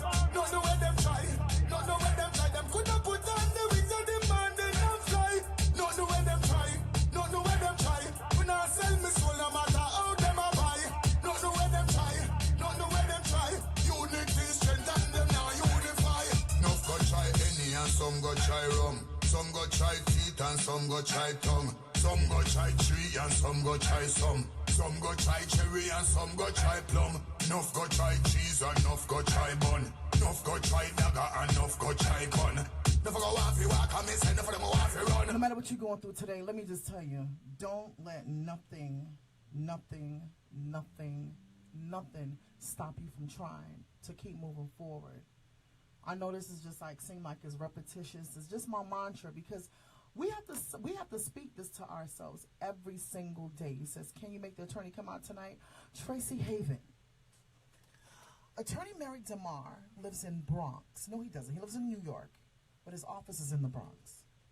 He is in New York right now as he's speaking to me. I know it seemed like he's right next to me, baby, but he's not.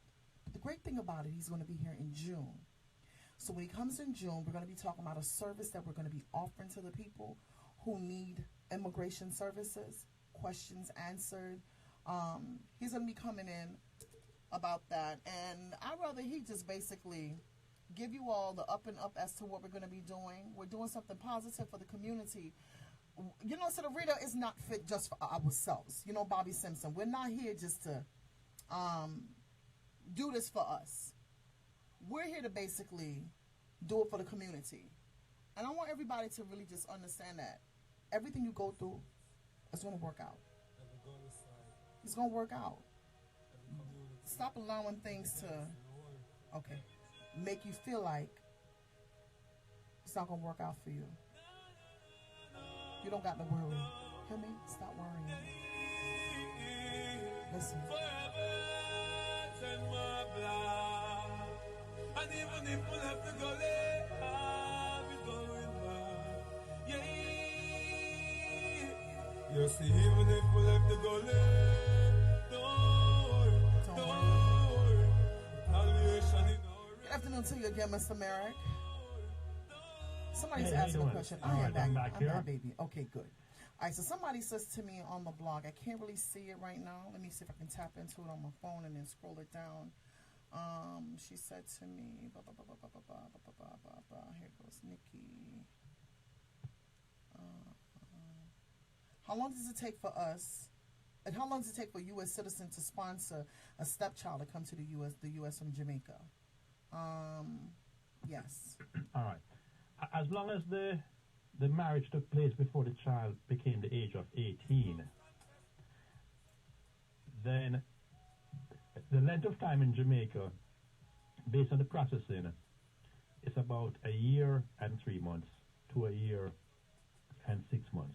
So within 18 months, as long as the marriage took place before the age of 18. Okay. So to the person who asked the question, I hope your answer was just done for you. He just said, as long as the person who's filing was actually a citizen, you said, right? Before the child turned 18, it can happen, correct? Right, exactly. Okay. So Natasha says, I guess Natasha is the person who asked the previous question before. She just said, what if my mom files for us? Well, that's the point I was trying to make on the triangular approach. Instead of the sister filing for the sister, but the sister filed for the mom. Once the mom is eligible, now, if the mom is eligible, it's going to be shorter than if the sister filed for the siblings. So parents always get a shorter processing time than siblings. Why is that? Especially Because if my parents died in the process of them filing for me, why can't my siblings pick it up? Or if my mother is not alive, why can't the process be done faster? I mean, why did it actually take my dad about 15 years to bring my aunts here? Like, honestly speaking, good why? question.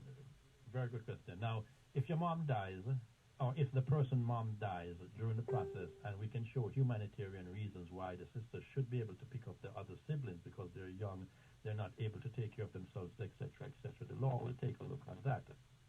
The reason why parents get preferential treatment is because they're parents, they're in a higher category, naturally higher category, plus there are more siblings than parents. So, that being said, when visas are issued, a certain amount of visas are issued every fiscal year to each country that gets these visas. Jamaica is given 5,000 and some visas every fiscal year. The best time to apply for a visa in Jamaica is September, October, March, April. Talk the truth. Why, Mr. America? Why, Mr. America? Give me the little secrets. Why? Talk to me, my attorney. Tell me why. Because that is when the visas are released. So there's a you don't go to. There's a fiscal Why year. do you go to a Chinese store? Why do you go to a Chinese store on a Thursday, and not on a Sunday, or not on a Tuesday? Vegetables come in on a Thursday. Them cook them food proper and everything coming fresh Wednesday night. Wednesday. All right. Me know that. Good. Me not eat nothing Monday night because a Sunday night dinner, Tuesday night leftover from Monday and Sunday, Wednesday everything fresh and cooked fresh Friday, Saturday. Yeah. And I'm not buying 9 o'clock oxtail in a Jamaican restaurant. No. 9 o'clock morning oxtail. No. So that's the reason March, April, September, October, visas are issued right there by the government. So now what happens is that there are certain categories of classifications. Immediate relative, which would parent, children, and spouses of citizens, they get visas no matter what. There's no waiting period. First, second, third, fourth preference. Each preference has a certain different waiting period. So depending on who's sponsoring you and what age you are and your marital situation, you fall into a category. Based on the category, the higher the category, the quicker the waiting period. Visas get issued. Now think of the categories as a water fountain. Water starts at the top of the fountain and rolls down to the first tier. Once the first tier is filled, it goes to the second tier. Then once that is filled, it goes to the third and back to the base. Then it gets sucked up again and taken back to the top and starts over again. Now do you understand why some categories take a longer time? Because they have to wait until the first levels have been fulfilled. Everybody in the first level gets theirs before it goes to the second level. Everybody in the second level gets theirs before it goes to the third level. What happens if it runs out on the third level? Well, we have to start all over again on the fourth level. So the higher the level, the quicker the service. That's the reason why. Interesting. Yeah. Very interesting. Ladies and gentlemen, we'll be going to commercial break within the next 4 minutes and a couple seconds. If you have any immigration questions, you can do so by calling Attorney Merrick. Attorney Merrick's number, again, let me give it to you all, where you can call in live and you'll be looped into the station. The number is 718? Let me go back into it. 718-879-6533. Again, the number to call to speak with the attorney live, or whatever questions you have, is 718-879-6533. While Attorney Merrick is thinking of something else to say in reference to immigration, I want to say good afternoon to Jackie. Good afternoon to your baby. Nikki Powell said, "Me can't hear nothing. What's wrong with you?" Somebody said, Tracy Hagan said, "Does the attorney represent people in the United States?" Yes, he does. He lives in New York. So let me just clear this up. Not because he lives in Bronx or he works in the Bronx, he cannot represent us living in South Florida. Immigration is federal, meaning that he can operate in Alaska and Puerto Rico, the U.S. Virgin Islands, along with, let me think of where else. He put me on hold. Did the Attorney Merrick put me on hold? Attorney Merrick? Hold on there. Hey! I was just grooving to the music. You got a call, Attorney Merrick? We do. Should I take it? Yes, you can. I was about to get down with the music just now. Go ahead, sir. Hold a second. Okay, no problem. There you go. Man, caller, you're live. Caller, you're live. Go right ahead. Hello. I have a question, an employment-based question. All right. I live in Jamaica. I am not licensed as an RN in Jamaica, but I'm licensed in the state of Florida as a registered nurse. Good. I want to know if I would be eligible for a work visa. In the United States?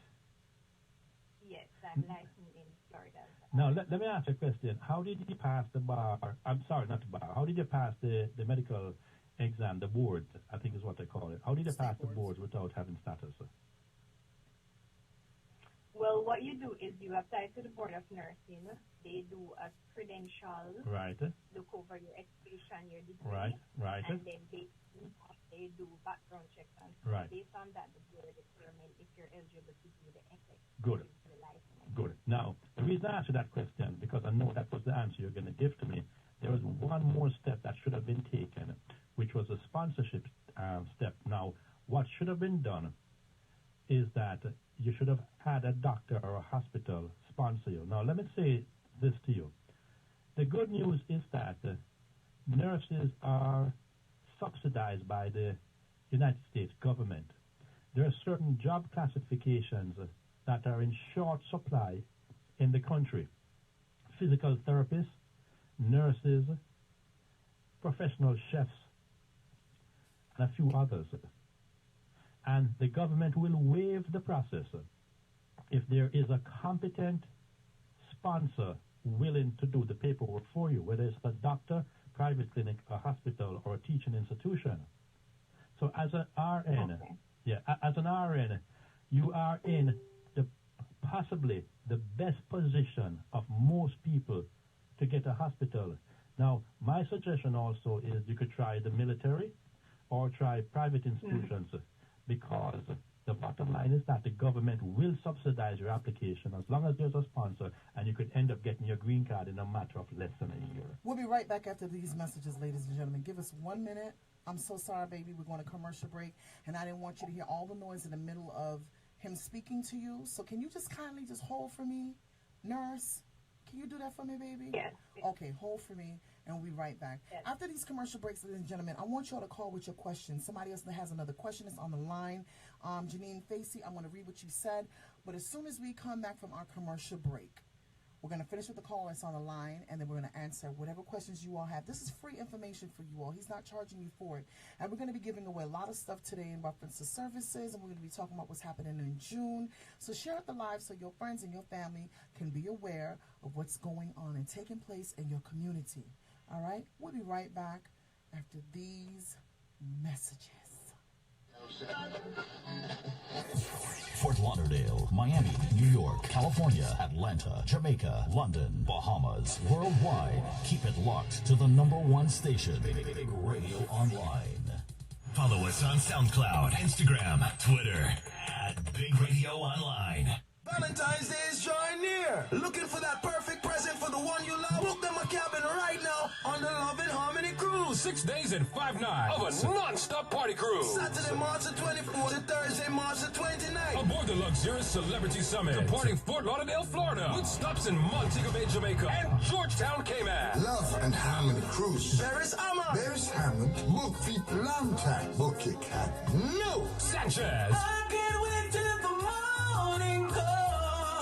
Love and Harmony Crew, Sanchez. Beenie-Man. Zaka, this is Beenie-Man, the king of the dancehall, representing for Love and Harmony Crew. I'll be there, alongside Elephant Man, Mr. Vegas, Lust, Kevin Little, Ruby. This is your boy RUPWD, letting you know I'll be on the boat. Love and Harmony, you're gonna love it so much, yeah. Patrice Roberts, and many more. And one big comedy show from Major Ivan, Ansi, and Fancy Cat. Yes, this is the perfect gift for the holiday. Purchase tickets now by calling 1-800-225-8757 or online, loveandharmonycruise.com. See you on the cruise. Going now, jamming to Big Radio Online. It's vacation time. Plan your vacation out the country from now. Featuring Beanie. Let's go to the beach. Make we have a party beanie on. And it's sincere. Limited tickets now. Only on BRTWeekend.com. It's BRT Weekend 2018. The world's biggest Caribbean music festival tour. Kicking off 2018 in the Dominican Republic. Featuring Beanie Man, Dion, and Sincere. That's right. 4 days, 6 all-inclusive events. Means you enter, eat, drink, and party free for one price. May 3rd through May 6th. Music by some of the best DJs in the world. Plan your vacation out the country from now. It's BRT Weekend, the world's biggest Caribbean music festival tour. Kicking off in Punta Cana, Dominican Republic. May 3rd through May 6th. 4 days, 6 all-inclusive events. Plan your vacation out the country from now. It's BRT Weekend in the beautiful Punta Cana, Dominican Republic. No visa needed. I repeat, no visa needed. Get your tickets now on BRTweekend.com. You don't know, make sure you download the app, BigRadioOnline.com. Boom, bang. That's big.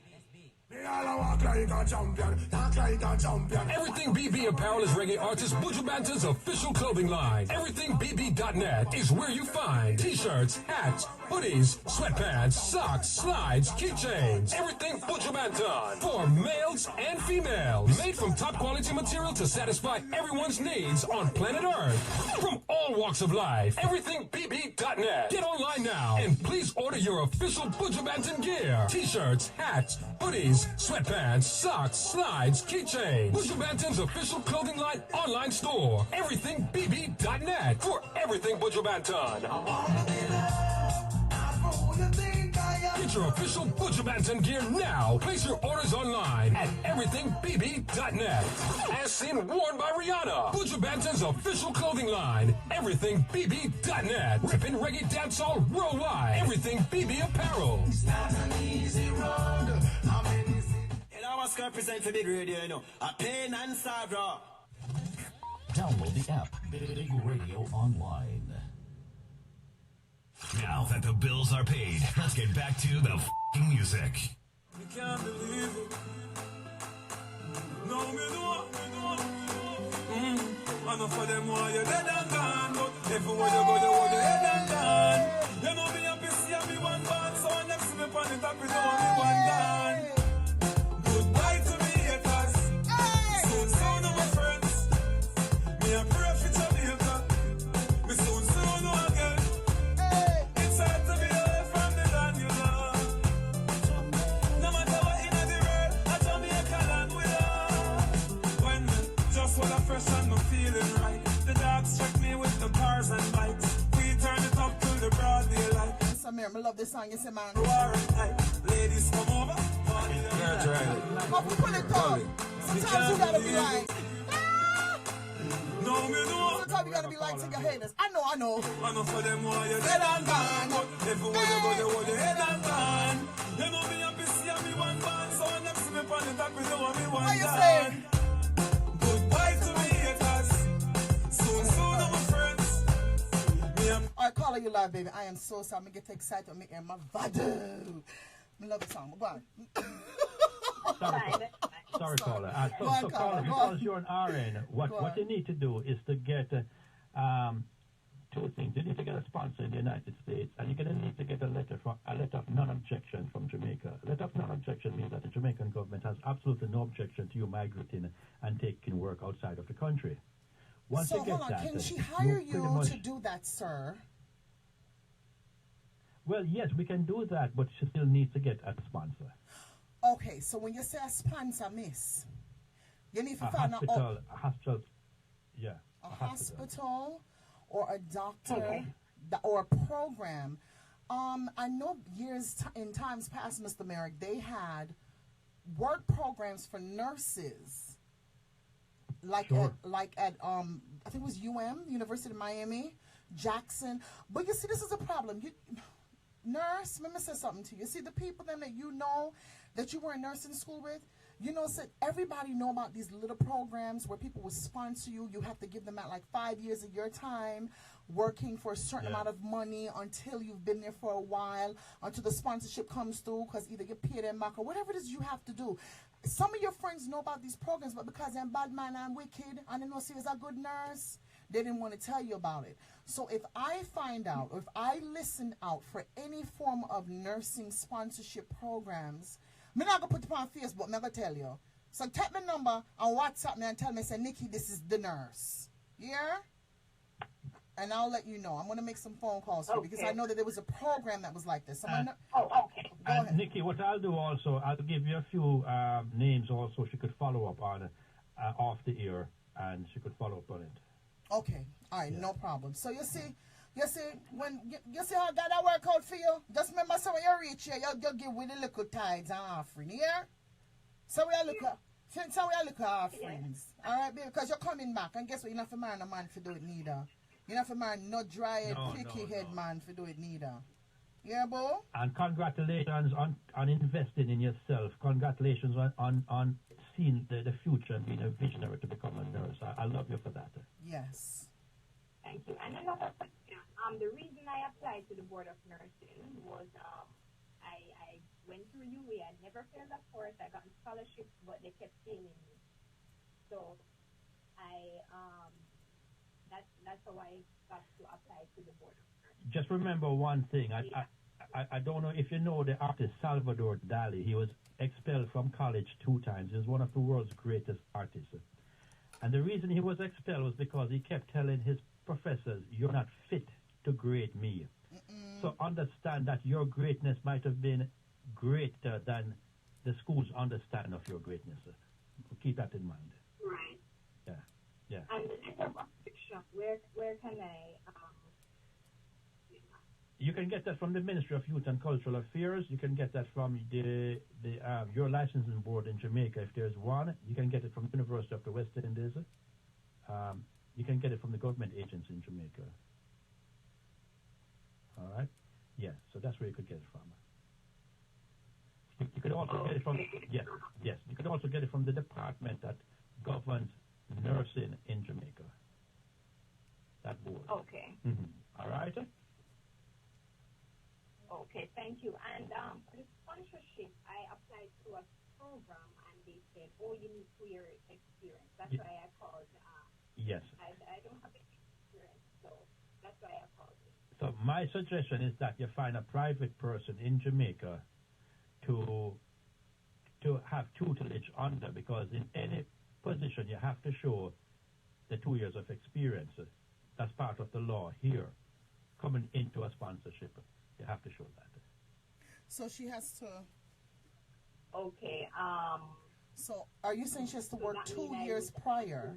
She has to work 2 years prior in her field before anyone can hire her, to sponsor her, to be a... Well, that's across the board for the Department of Labor. Yes, that's across the board. Okay, so you have to work for 2 years in your field. Go ahead, nurse. Go ahead. So I need a license in Jamaica first, right? Well, if you go back to the university and ask them if they're willing to take you as a volunteer mentor to new students, that should count for something in the end. Okay. Yeah. Got it. So I will have to volunteer for 2 years.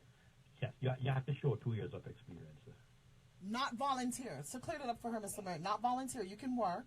We're not volunteer, no nurse in Jamaica. No, baby. Work your money. No. Well, she's not licensed in Jamaica, Nikki. You missed that point. She's not licensed. So wait, but Mr. Merrick, a lot of nurses come to America to get their degrees and go back home. So what does she need to do where she can work in her field then? Well, if she's going to work in her field as a nurse in Jamaica, she can only do it with a license. So she'd have to take that test in Jamaica. But then if she has never failed a class and she has come this far, my understanding of the nursing test is that it's the simplest thing, you know. And with your credentials and your ability, I don't see any reason why you should not be able to pass it. Right, because the recruiter in the U.S. said, "Oh, that's I don't know how the English is a very hard exam and you pass the 75 questions." Tell him you're Jamaican. That's right. Tell him you're Jamaican. Plain and simple, you're Jamaican. But she's saying she don't see how I feel the one in Jamaica. Well, yeah. Well, there are a lot of factors that might have come into play that day. It might just not have been your day. Who knows, no? But try again. Yeah. Okay. All right. Thank you. Sure. Thank you for All calling, the best to baby. your caller. Thank you for calling. Okay, Attorney Merrick. In her case, that can happen to anyone. So for the people who actually leave Jamaica to come to America to go to school, when they get a degree and they decide to go back to their country, no, I get it. This is why a lot of nurses and doctors get sponsored from being here before they go back to their country. Yes. Okay. So she should not have even gone back. She should have tried to stay here to gain some form of sponsorship where, you know, she wouldn't be just stuck in Jamaica not working in her field. That's the step that she took that cost her the time now. Okay. She should not have gone back. Yeah. All right. So somebody said, is there a legal way to work on a visitor visa? How would it? No. Is there a legal way, sir? Legal. Think legally now? You just said no, so no, so. Think legally now? And I said no. All right. Let me say it to you this way. Nada. No. 9. Is there any other way to say no? Nah. No. No. Is there a legal way? Okay, so somebody says, Mr. Merrick, can you file for visa? It's a visitor visa, and that's a good question. Let me stop playing. A legal way, sir. A legal way. No. You can convert it. You can convert a visitor's visa into a work visa, but it has to be picked up outside. Then it's no longer a visitor's visa. A visa carries its own value. So a work visa is for work, a visitor's visa is for visiting, and a employment visa. So you have different type of visas for different purposes. And if you use the visa for the wrong purpose, you could lose that visa, and you could lose the possibility of getting a visa again in the future. So, no. Wow. Okay. Yeah. Thank you. Right. Janine says, sure. Mr. Merrick, can you file for citizenship through marriage at 3 years if wife only files taxes 1 year out of the 3 years? All right, good question. When you're married to a citizen and you got the green card through that citizen, 3 years after you get your green card, you're eligible to file for citizenship. However, if the marriage is based on the citizen and if the citizenship is based on the marriage, you have to show everything joint. The only time you can get away with filing separate tax returns is if you can get a letter of justification from your accountant stating that based on the tax consequences of filing together, it was more practical and beneficial to file separate. Now, what does that mean in simple English? Let's say, Nikki, you're earning $1 and you're paying 15 cents taxes. And I'm earning $1 and I'm paying 15 cents taxes. Now, I asked you this question sometime last year, and I'm going to ask you again. Let's see how good your memory is. So you're earning $1, you pay 15 cents taxes. I'm earning $1, I pay 15 cents taxes. Mm-hmm. Now, when we get married, if we file jointly, how much taxes do you think we're going to pay? She's doing the math. Me not do no maths, no, sir. Wasn't maths. So how much taxes do you think we're going to pay? 15 If you're cents. paying 15 cents. If you're paying 15 cents on the dollar, I'm paying 15 cents on my dollar, and when we join together, we have $2 between us. How much taxes we're going to pay? Me don't know. No 30 cents. Wrong. What? Good. And I'm glad you walk into that trap. Because we're earning $2 now, we just fell into a higher tax bracket. No, but we fell into a higher tax bracket now. We're earning $2. So the combined income now is what is the basis for our taxation. And because of the combined basis being higher, we're pushed into a higher tax bracket. So we might be paying 35 cents or 40 cents combined. So our accountant comes in and say, look, this is not beneficial to combine your incomes because you're going to end up paying more taxes. File separate. File separate. File married, filing as long separate. as the accountant... Huh? File married, filing separate. Marriage filing separate. Okay. With a justification as to why you're filing separate. Now, everything else has to be proper. The address has to be proper. The pictures have to be proper. The marriage has to be proper. Everything else has to be proper. But just like the good president that we have that took advantage of the good laws that the IRS has, well, you too can take advantage of the IRS codes and file within the bounds of the law to save some money and get a maximum tax return. You don't have to be president to do that. You can be a simple man like you and I to do that. Interesting. Yeah. I'll learn a lot from you, Attorney Merrick. I'm not going to lie to you. So let me ask another Thank you. question. Now, I've got a face the girlfriend texting me. I'm going to read it all. She said, you ready? She said to me, sure. Is there any way around me paying the RASS 500 for my replacement citizenship paper? Ask him, Goody. Yes. If she's not making enough money and she can file for a waiver of fees if she is elderly, if she's on welfare, if she's unemployed, or she has a mental status that causes her not to be able to work, then she could file for... Yes. Take your time. I'm going to record it so she can't hear you. Go on. Go.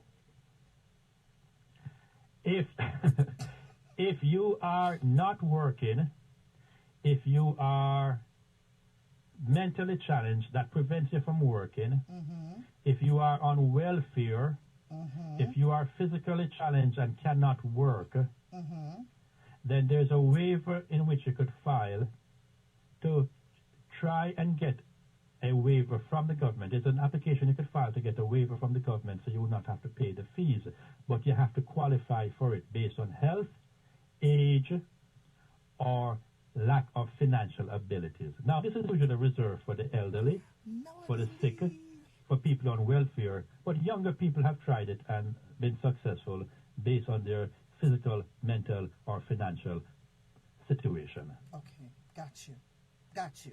So I hope you heard what he said, Goody. Thank you. You have to be mentally challenged, you have to be broke and poor, you have to be homeless and hungry, and you have to depend on people's food stamps ability team. If you're not on the ability team for food stamps, you better just go ahead and pay that $500, boo. That's all. That's all you got to do. I'm so sorry I have to do that.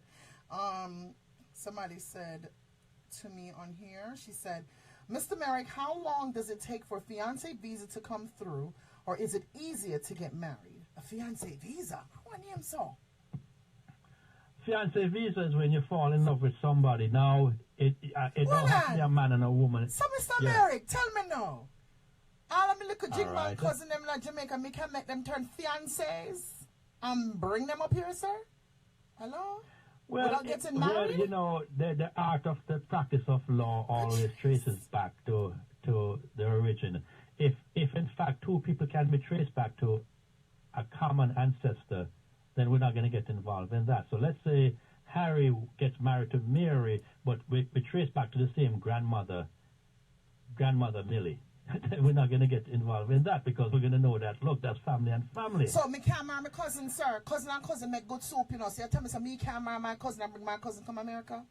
Is my cousin? My baby with my cousin? You can marry anyone you want to marry on the face of the earth as long as they're of age. You can't marry my brother? Let my brother come to America? No, that's incestuous. No, that's not incest. Me love my brother. I'm bringing him to America. We're not going to have the dagger in, but it's my brother. It's going to take too long. As your brother. It's going to take too long, sir. 15 years for him to come here. I may as well just marry my brother and bring him. I mean, my half brother, not my real brother, my half brother. My father beat me. Because my stepbrother. Because a marriage on paper is not evidence. A marriage in the bedroom and in the family room and in the kitchen and every other room is evidence. Marriage has to be consummated for it to become a marriage in the eyes of immigration. Now you're going to ask me how would they know? Because of the fact that when you file for anyone under immigration, it is looked on with great scrutiny. So you walk in now with your brother. After they finish laughing at you, somebody's going to get chased out. Okay, now I hope he answered the fiance visa question. To everyone that is in the middle of something, and I'm going to read what you said, Pinky Wilson, and I'm going to read what you said, Nadia Colin. This song basically, this has been my song for the year, because a lot of people really want to see you dead and gone. You understand what I'm saying? But you really have to hold up your head and go on. You can't make nobody stop. You cannot make nobody stop you from reaching where you got to go to. So to all my overly religious people, if you're speaking in one bag of tongues and you're home on Sunday and cuss on Monday, this song goes out to every single one of you. Mr. Merrick, this song is for my people. Them. My people. You ready? No, me know. Hey! And enough of them why you're dead and gone. But everywhere you go, you hold your head and gone. You know me happy see me one gone. So next me on the top, you know me one gone. Goodbye to me haters. Soon, my friends. Me a pray for Jamaica. Me soon, know again. It's hard to be away from the land, you know.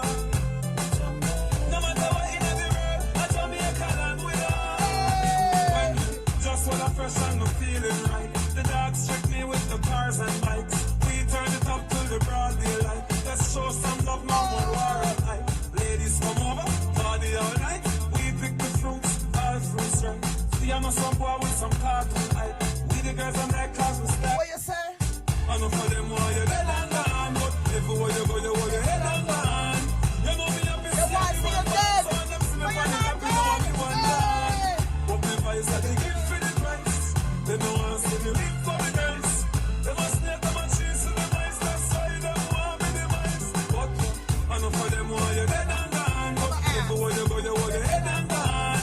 You know me up in the city, one gone. So I'm them see me funny, that we know me one gone. I know for them why you're dead and gone. But everywhere you go, you hold your head and gone. You know me up in the city, one gone. So I'm them see me funny, that we know me one gone. When you kill out the kids of the future, what you want the future to be? I hope you're over there dancing, you know, Mr. Merrick. Yeah, dance? Yeah, dance? Yeah, dance? If you saw me dancing, you'd laugh. So I see me there. Okay, so somebody said, the person said, Princess Nikki B. He didn't answer the question if it's better to get married, or the person said he didn't. No, I didn't answer it because you wanted to get married to your brother so fast. I didn't get a chance to answer it. All right, go on, answer it. And then I have another question on here, and I don't want to miss it. Nadine Codeine, here it goes. Hold on 1 second. She says, wait there. Where you there? Where you there? Enough of them ones here. Okay. I can't see right now. I have to wait until it pops. Come back down. Nadine. All right. Do you see, Mr. Merrick? It says Nadine Codeine. Let me pin it, and then there's one above her too. Yeah, I got it. I got it. You see the one above it too? There's one more above that. There's one below it. What's the one below it? If I entered the United States illegally 17 years ago, yes, read that. I've been married to a citizen. Right. Okay, we'll take care of that in a second. Let me do the fiancé visa first. Okay. The fiancé visa is a visa that would allow two people who are in love, a citizen, to reach out, get a special visa for the person back home to come here, and within 90 days of arriving in the country, to get married. Now, I said the person who's here, who's a citizen, to reach out to the person back there and get married. If you're listening carefully and understand that, it goes from man and woman, woman and woman, man and man. It goes for anybody at this time. Right. Now, what it is, you have to show that you're going to get married. You have to set up the church. You have to set up the hall. You have to set up the invitations. You have to set up the reception and all that stuff. Petition the government. shows that there's a relationship happening. You might have visited the person a few times. WhatsApp call is not going to be enough. Messengering is not going to be enough. You have to show that there is a relationship going on. Letter writing, yes, letter writing. Correct. Letter. Right? Once you show that, then the person will come here now. Eventually, takes about 6 months or so, but it is discretionary. Now, even though the process might be a bit shorter, my best advice is if the marriage is real, go get married, file for the person, and they'll come after about a year and 3 months. All right? So that is my advice. Now, let's read the first question. Person says, Miss Pinky Wilson, I entered the United States illegally 17 years ago. I've been married to a citizen for 14 years and have 3 children. What process can I do to get my green card sorted out? Okay, now, a few weeks ago we spoke about cancellation of removal. And what cancellation of removal says is that if you've been in the country for 10 years or more, never been in trouble with the law, have displayed good moral character, which means you're paying your taxes, you volunteer, you go to church, you have upgraded yourself and uplifted yourself since you came into the country. You have not just come here to go on welfare and sat on your 2 hands and waiting for something to fall from the sky or waiting for that job to happen. That you have a parent or a child or a spouse, a child again is someone under 21 years of age, who will suffer extreme and unusual hardship if they're citizens, then you can get your green card through the courts. Now what this simply means is that if you've been here for 10 years or more and you have children who are dependent on you and you have no criminal record and you've done things to uplift yourself, there's a program that will allow you to file for your green card on your own using the children as the foundation and get the green card right here in the country, irregardless of the way you enter the country. So even though you came in illegally, you not have to go back home to pick it up. You stay right here and pick it up. Right? So yes, there are programs available. Now, if the children, she's been here for 17 years, she's been married to a citizen for 14 years. Now, what she can also do is to have the citizen sponsor her. Go back home, pick up the green card, and come right back in the country. Should stay 3 weeks in the country. Now, let me spend a minute more on this particular question, Nikki, because this question is a powerful question, but it seems that the mindset of our community is not willing to accept the answer to this question. I was speaking to a friend of mine, a colleague of mine, just yesterday, and we're having this discussion as to what it is that causes people not to believe in this particular law. Now, right? Well, yes, and I understand. Now, this is the way it played out. The colleague had a client. The client went and visited him 3 or 4 times. Brought her daughter, brought her son, brought his wife, brought her husband, and everybody was there 3 different times to listen to the lawyer. Now, the lawyer told me that he was trying to have them understand, but at one point he felt as if they wanted the lawyer to beg them, to convince them that this is the way to go. Now, the lawyer explained to them, the lawyer gave them a reading material, but it seems that the client was not capable of understanding the law because of her mental status or unwillingness to learn, or she might have had a skeleton in the closet that she did not tell the lawyer about. She might have committed a crime somewhere else that she did not want anyone to know about. So what happens? The lawyer started the case. The people says, look, I don't believe you anymore. And what the person said to me, the lawyer said to me, is that the person started to go around the community, and anyone that would be stupid enough, simple-minded enough, and dunce enough to listen to them. The lawyer thief, lawyer take my money, the lawyer did this, the lawyer don't know where I do, lawyer said me have to go back home, the lawyer take my money and tell me say me have to go back home. You go back home? Now, but the way the person presented it to the community was that the lawyer robbed her and is sending her back home. No. So you've been telling you've been saying the process is to go home for the longest. I chose that person wicked. Them in America, them not share. A Jamaican, them afraid for go home because them never did a sit-down barrel. Sure, that person is wicked, but the people that are listening to her and dunce enough to start to encourage her and stupid enough not to understand the law is also wicked. I have a caller calling, and the caller cannot call that line, and I don't know how to pick it up to conference you in. So to the caller that's calling, what I'm going to do, baby, I'm going to dial you from my... Well, you hung up. Well, let me tell you, say, me can't even operate this. I fancy something right now, you know. So you're going to call this number. Let me give you the number to call. The number for you to call Attorney Merrick today. Could you just say the number for me again, sir? That number? Sure. And it's just for this program while we're live. 718-879-6533. Once again, 718-879-6533. That is the number for you to call and speak with Attorney Merrick. So I'm going to wait for the caller to call back. Call that number, baby. And I'm going to talk to that wicked person. She a forget the love and she no business out. She says she a forget this now. She a forget the love and she no business out. She says she a forget this now. And I just push it, back on any girl and fat me not step far. Push it, on up to the girl looking banana. Y'all get in, leave them staggering. Okay, somebody said to me, Princess Nikki Bay, can you ask Attorney Merrick for me?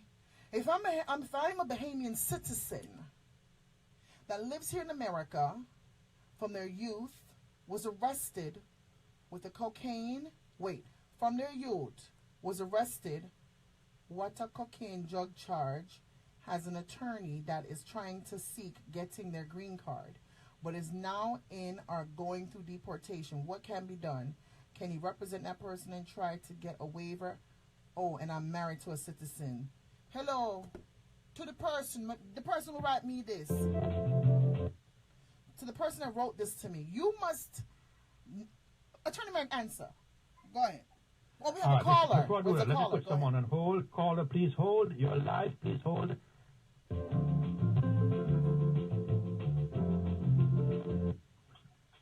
All right, so we have one call on hold and another call live. So if there's a cocaine charge, that's a deportable offense.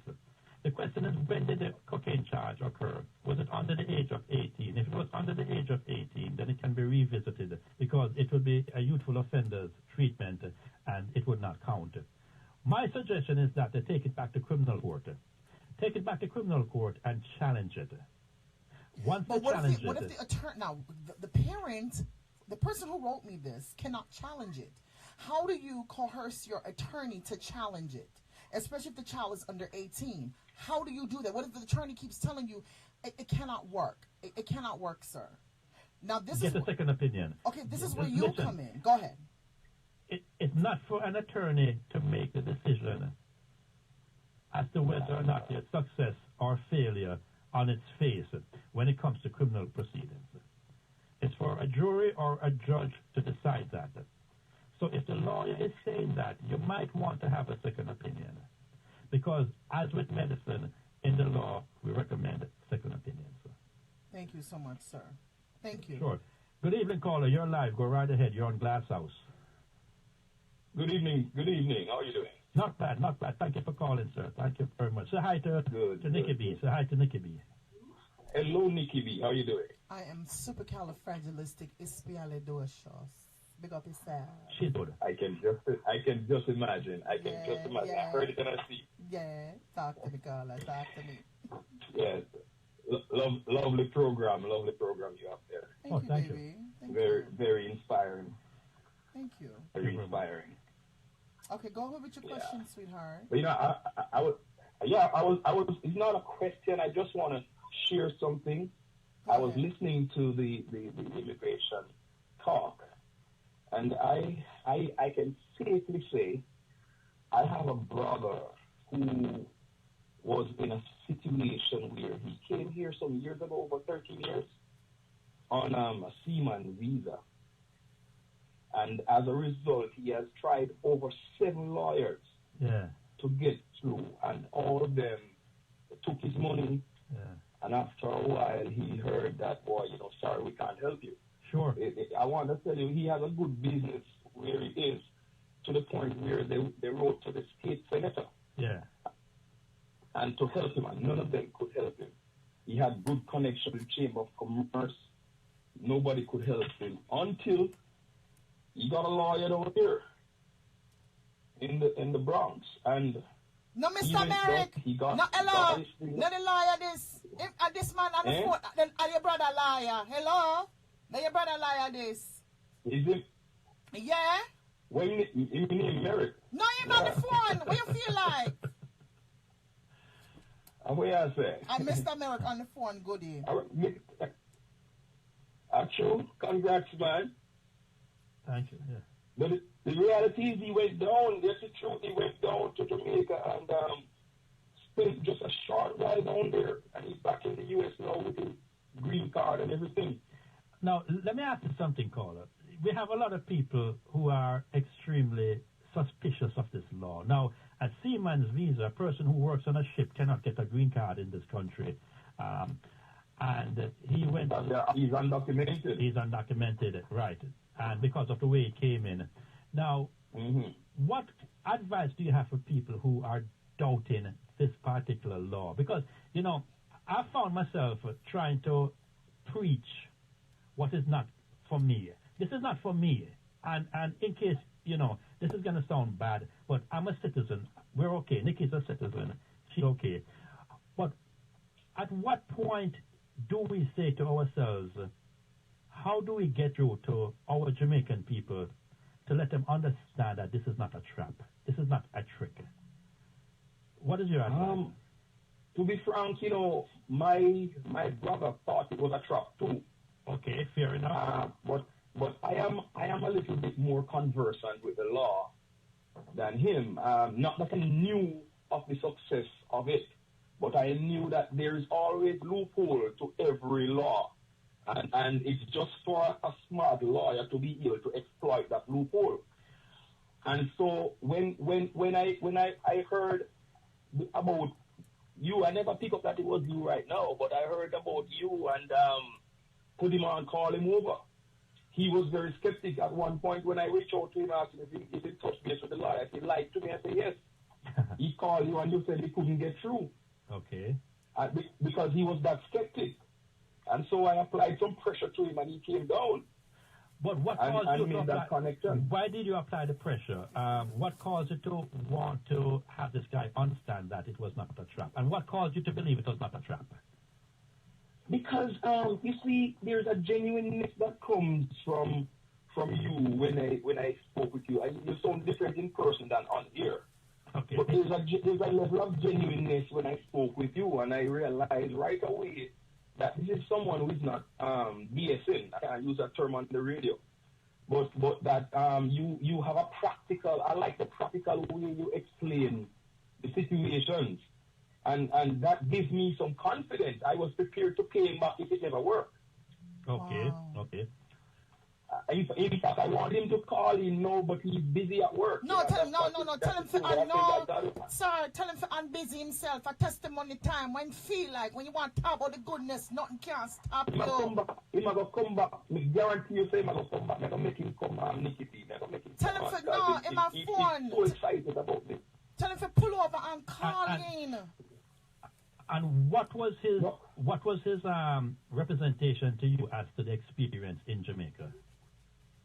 The experience when he went down, he did the interview. After he did the interview, he was only told to get one I think an affidavit document from the United States. That's all they asked for. Right. Because what I gather from it is that he already got through from here. Right. The help that he got made him already free from here. And it's the U.S. immigration clear you from here. The U.S. immigration in Jamaica not going to hold you back. So what advice do you have for those people who think it's a gimmick, that it's a lie, that the lawyer can take their money and make them go back home and them spreading false? One advice I have for them: change your lawyer. Yes. Okay. And check Nikki B. Check Nikki B. Nikki B. Put you onto the right lawyer. Or check me. Like you. Thank you very much. I'm serious like a judge. I respect you. I respect you to the ground, my brethren. Thank you, sir. God bless you for that.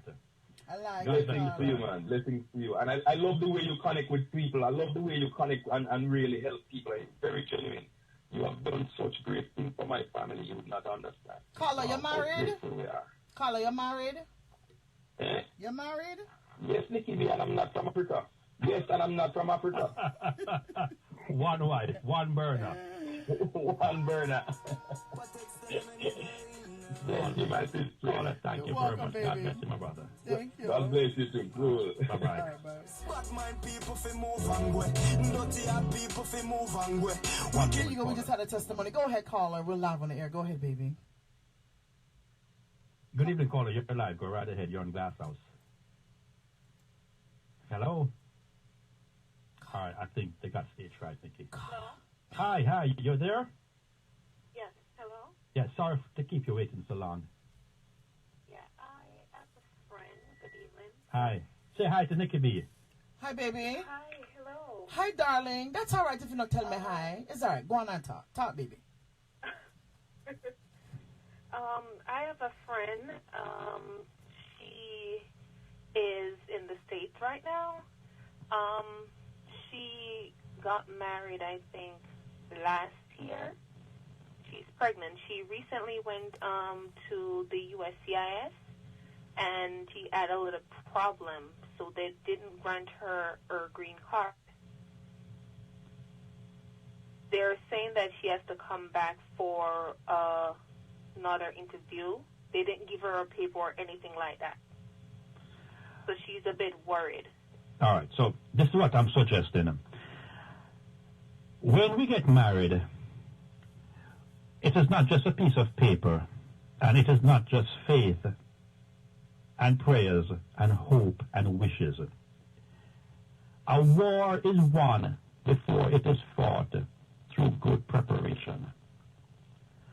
So it seems to me that your friend was not prepared properly, whether through her documents or her testimony. And it seems to me that she went into the interview without the full arsenal of information that was going to be required from her and the husband.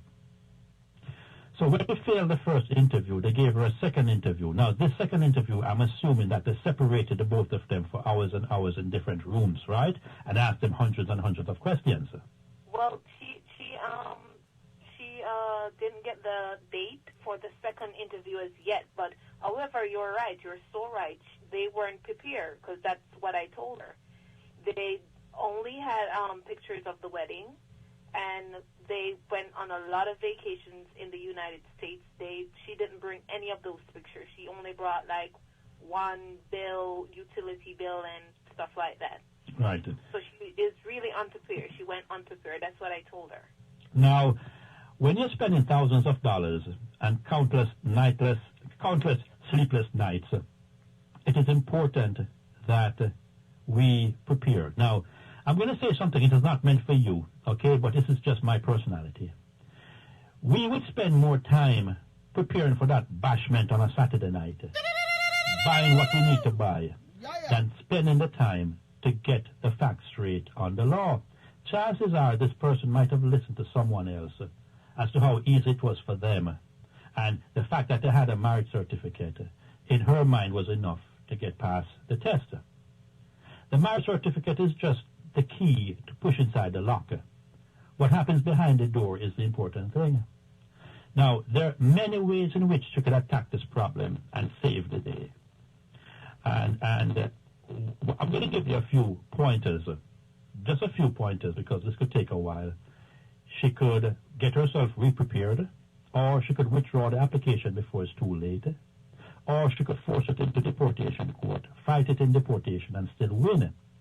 So there are three possibilities of still winning this case. All is not lost. But at that particular point, she's going to need to get professional advice and professional assistance, because she has gotten to the point right now where self-help is no longer an option. So it can be saved, but she needs to understand. And forgive me for saying this. I apologize. Not meant to hurt anyone. There's a reason why doctors have a license and lawyers have a license. The cheapest sometimes work out to be the most expensive. And lawyers will make more money when they have to fix a problem than to just take care of the issue to begin with. But what I'm saying to you, my dear, is that your friend is not in the worst position. She can still get help and still win the day if she focuses on success and the road to success and the methods of success at this point.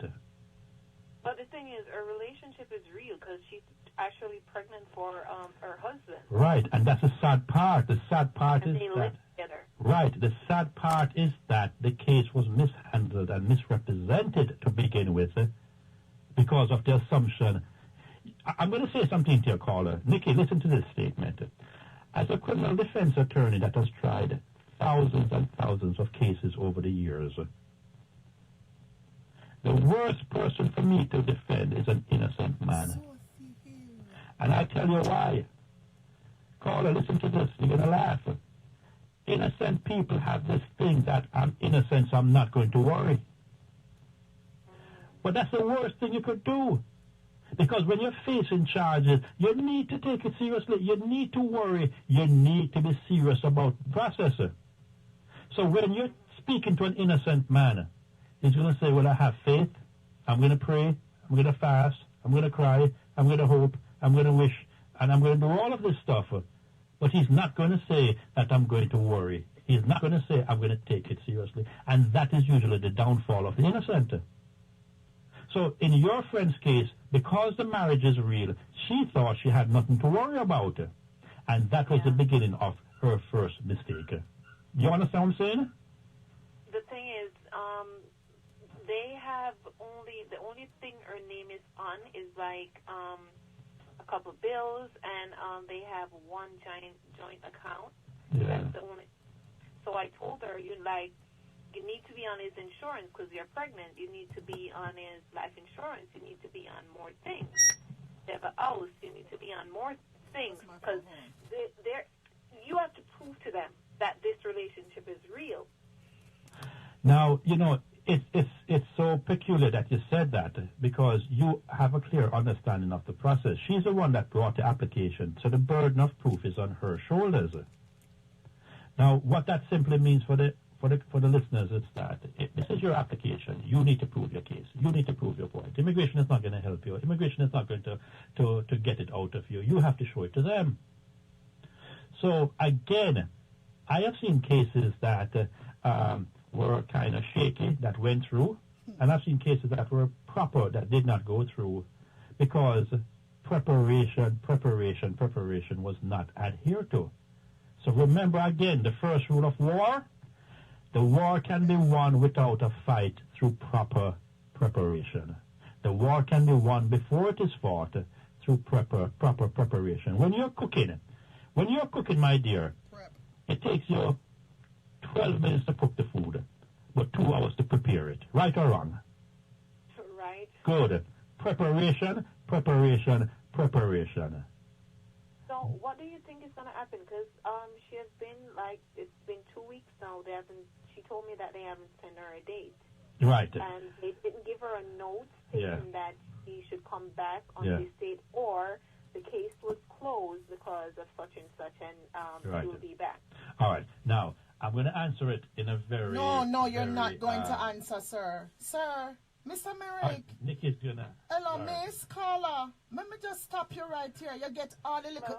Hold on, lady Miss Carla. Thank you for calling Glass House. Hello. Welcome to Glass House. Do me a favor. Can you write this down for me? Get a pen and a piece of paper, boo. You ready? Write this down. Tell me when you're ready. Sure. 718-519-6281. Okay. Call Attorney Merrick's office. You're going to tell him that you heard about the program on Big Radio Online, Princess Nikki B, or Glass House. We know why if you keep asking too much questions, and the man can't help you. You understand? It's an easy fix. It's real easy. And the thing is, a lot of lawyers are not knowledgeable in it, and they might know what to do, but they choose not to do it because they want to soak on no dry. But we're not soak on no dry today. I want you to call Attorney Merrick's office and leave a message on his answering service, and he will call you back. I want you also to listen out because he probably is going to even be giving away consultations. It's up to him. If he want to give away 2 free consultations today, it's really up to him if he wants to do that. But this is it. When you win a consultation or when you win the services of my good attorney, may I beg you to please spread the good news, please. Tell somebody and make the person tell somebody else, because we all know somebody who died illegal and having some form of immigration problem. So caller, I don't want to be rude to you. I don't want you to think I'm disrespecting you.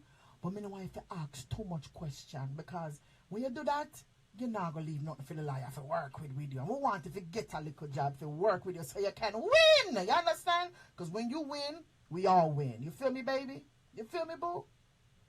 Yeah. Okay, repeat the number again for me, sweetheart. 718. 519-6281. Pretty please, give your girlfriend that number and tell her to call the attorney. Sometimes attorneys don't even want to have you all recommend what you think they should do, because they're going to say they know their job. With you not really knowing, they're trying to just get more money out of you to pay for something that's irrelevant. So here you have a truthful attorney on the line. I want you to give him a call, so you can take your case and run with it so your girlfriend can stay out of the country, her baby daddy, her husband, and she win. All right? Okay, baby? Okay, thank you so much. You're Thank welcome, you for calling. sweetheart. Okay. Now, Nikki, Yes, I'm sir. not going to give away a consultation. I'm going to do something better than that. Let me Okay, put this go person on hold. And then put this person on hold. Caller, thank you for your time. What I'm going to do, Nikki, good evening, caller, please hold. What I'm going to do, Nikki, is this. In June, I'm going to be giving away something in Florida. But it's not going to be open to everyone. It's going to be open to people who are over the age of 60. And it's going to be to individuals who are not economically Stable. sound. Poor people. Mm-hmm. We're going to be doing free citizenship and trying to get a free waiver for them not to pay for the citizenship. And we will be doing the citizenship for free as well in Florida. Only open to a few people. We have not discussed the rules as yet. We have not decided how we're going to approach it as yet. But just to let you know, now we're not doing a able-bodied people, not doing a strong-backed people, we're not doing a working people. We're doing old people that needs the help. So if you know someone that is elderly, can't read and write too well, they don't have money, let them listen to us. And as time goes along, we'll make the choices, put them down, qualify them, and give them the free services sometime in June. This is going to be on behalf of GLASSHOUSE. GLASSHOUSE is sponsoring in this, but we'll be there to take care of it. So that's what I'm giving away today, Nikki. Thank you so much, sir. So it's on the behalf of GLASSHOUSE, and also I don't like to leave out my mom. My mom, Sonia Barnes. I'm going to implement my mother's organization, which is Marketplace of Wellness, where failing is not final. It's a nonprofit organization, and when people come out of prison, my mom helps them to find hope, to let them know that their failing is not final. Because a lot of us, we go through things in our lives and we have failed at it, and people think that because we fail at something, it's final for us. It is final, but it is not final for you all. Not because you are a failure, mean it's final for you in your life. So this particular event that we're going to be having in June is not going to only be just myself or my mother, but it's Big Radio Online is going to be a part of it also. And once again, I'm going to do a commercial for it. Once again, this is only for people who are elderly, who cannot afford to do the citizenship paperwork. Attorney America is not going to charge you to do it. We don't want your friends and your family. We don't want strong back people.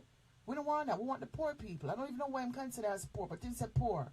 And someone who look rich, but you're real poor. You understand? And to use the terminology poor, it's not demeaning. It just means that you don't have, you're not financially stable to be where you really want to be. So if there's a bracket for people who are not financially stable, he'll let you know what that financial bracket is. Whether to make $1,600 a year, if you make $1, I don't know. Attorney Merrick will give you those stipulations. All right. So somebody says consultation. They want a consultation. Look here, people. Go ahead, Attorney Merrick. Go ahead, sir. All right. There's a caller we have live. Caller, we have a minute and a half for your question, and I'll take 30 seconds and answer it. Go right ahead. Okay, thank you. I have been inside the country 25 years. Good afternoon, both of them, sorry. 25 years, entered the balance inspection. And I want to know what my options are. And I just married a U.S. citizen about a year ago. All right, good. Congratulations. Now, what happens is that because you entered without inspection, you came here illegally, you came under somebody else's passport, somebody else's name, or however you came, the husband can sponsor you, but you're going to have to go back to Jamaica on a special waiver. If you heard the gentleman I called earlier that his brother-in-law went home, got the papers, and came right back, you're going to have to do that. The other thing you could do is to fight the case in court, but that's going to take a long while. It's going to cost a lot of money. You're better off going home, picking up your papers, and coming back. Hi, Boo. Right? Right. So that's the best bet to do it. You bring fruits with you? Okay, thank you. Thank you for calling. All the best to you. All right. Nikki, I've come to the end of my road today. Yes, you want to you finish have. up, or should I wrap up and keep I'm moving? gonna have you wrap it up because we have 4 minutes left, and I'm gonna have you close out and say something inspirational to our wonderful people. Then I'm gonna close out, and then I'm gonna tell y'all goodbye until Monday. So come on, go ahead and turn it around. When we think of success in life, we think of also failures. Failure is a grounds for learning to the wise. Failure is not real, it is a perception. Failure is based on trials and more trials. The idea is to get up and keep trying. Then success will come your way. Try not to hang your hat higher than reality. That is when failure comes our way. Take each stride, take each step for what it is worth. Enjoy it, learn something from it, appreciate it, invite others, share, bless each other with your learnings, bless each other with what you have learned. Teach them how not to fail, but teach them not to be afraid of failure, because failure in the hands of the wise is just a tool for success tomorrow. And until we meet again, I wish you all the best, and may all that you wish for in your life be received in one day. God bless you all. Keep it locked into Glass House for all the best in information, news, entertainment, and inspiration. Goodbye, You are everyone. so sweet, Attorney Merrick. I love you. Have a sweet Love you and too. wonderful and sugar weekend. I love you. And I love you. I love your staff and I love you. Yeah? Just want to tell you that. Same here, my dear. Okay, baby. Bye-bye. Free up, be yourself. No follow haters, them can't stop you. Free up, be yourself. And the shoes still can't walk like you. Free up with that. No bad mind, To everyone that's still on my live, we're getting ready to get out of here, and I want to just tell you all, I love you all. I love you with all my heart. Have a wonderful and awesome weekend. If you have not downloaded the app, I need y'all to do so for me. If you don't know what that is, that's the text, the Big Radio Online. Just text it to Booze, and you're going to text it to, hold on, let me make sure we get the number right, 41242. That's what you're going to text it to, 41242. Free up, be yourself. And the shoes still can't walk like you. Up with that. No bad mind, can't hold it down. While you sit down and you're cussing out the web about the blessing. Me no see them do that, not at all, you know. And while you're there, they're criticizing out the web, I learn a lesson. Yeah, what? They been tough like a wall, you know. I couldn't follow people. Got to be me. Don't forget about GalFest. GalFest is going to be on August 5th, 2018. So for those of you who have religiously been following us and know that we've been doing great things in the island of Jamaica, when I'm born, I'm born in Jamaica. I sure was. I just had American, but I'm 100% Jamaican all day long. My brother tried to take my black, green, and gold from me. I'm mad. Oh, yeah, though. Yeah. So we're going back down to Jamaica for GalFest and fly. And we're basically going to be giving away backpacks and different things to the kids in the community in Portmore. So I'm asking for everyone who was sponsors last year to still sponsors this year. Papa San, me love you. Just want to tell you that. Mwah. And to my cousin, I don't want to call up her name. Mwah. Me love you too for donating backpacks to me. Every year religiously, Papa San give me backpacks to go to Jamaica. And I just want to tell you thank you from my heart. And also to my cousin and her organization, Jamaicans of West Palm Beaches, of the Palm Beaches. They give to me also. Me not begging no money, but I'm begging you right now. I ain't begging y'all, I'm asking you.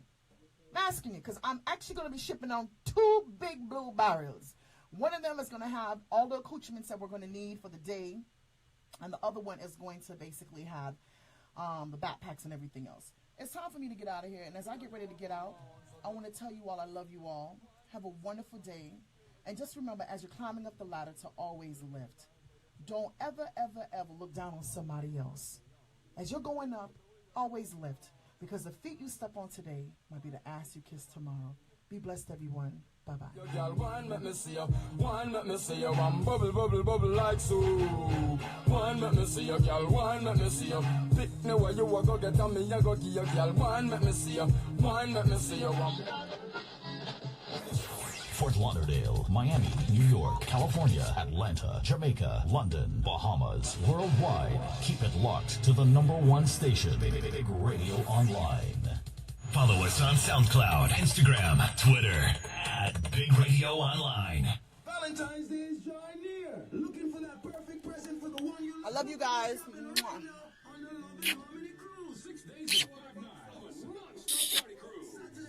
I know you wish I could kiss you. Come let me kiss you.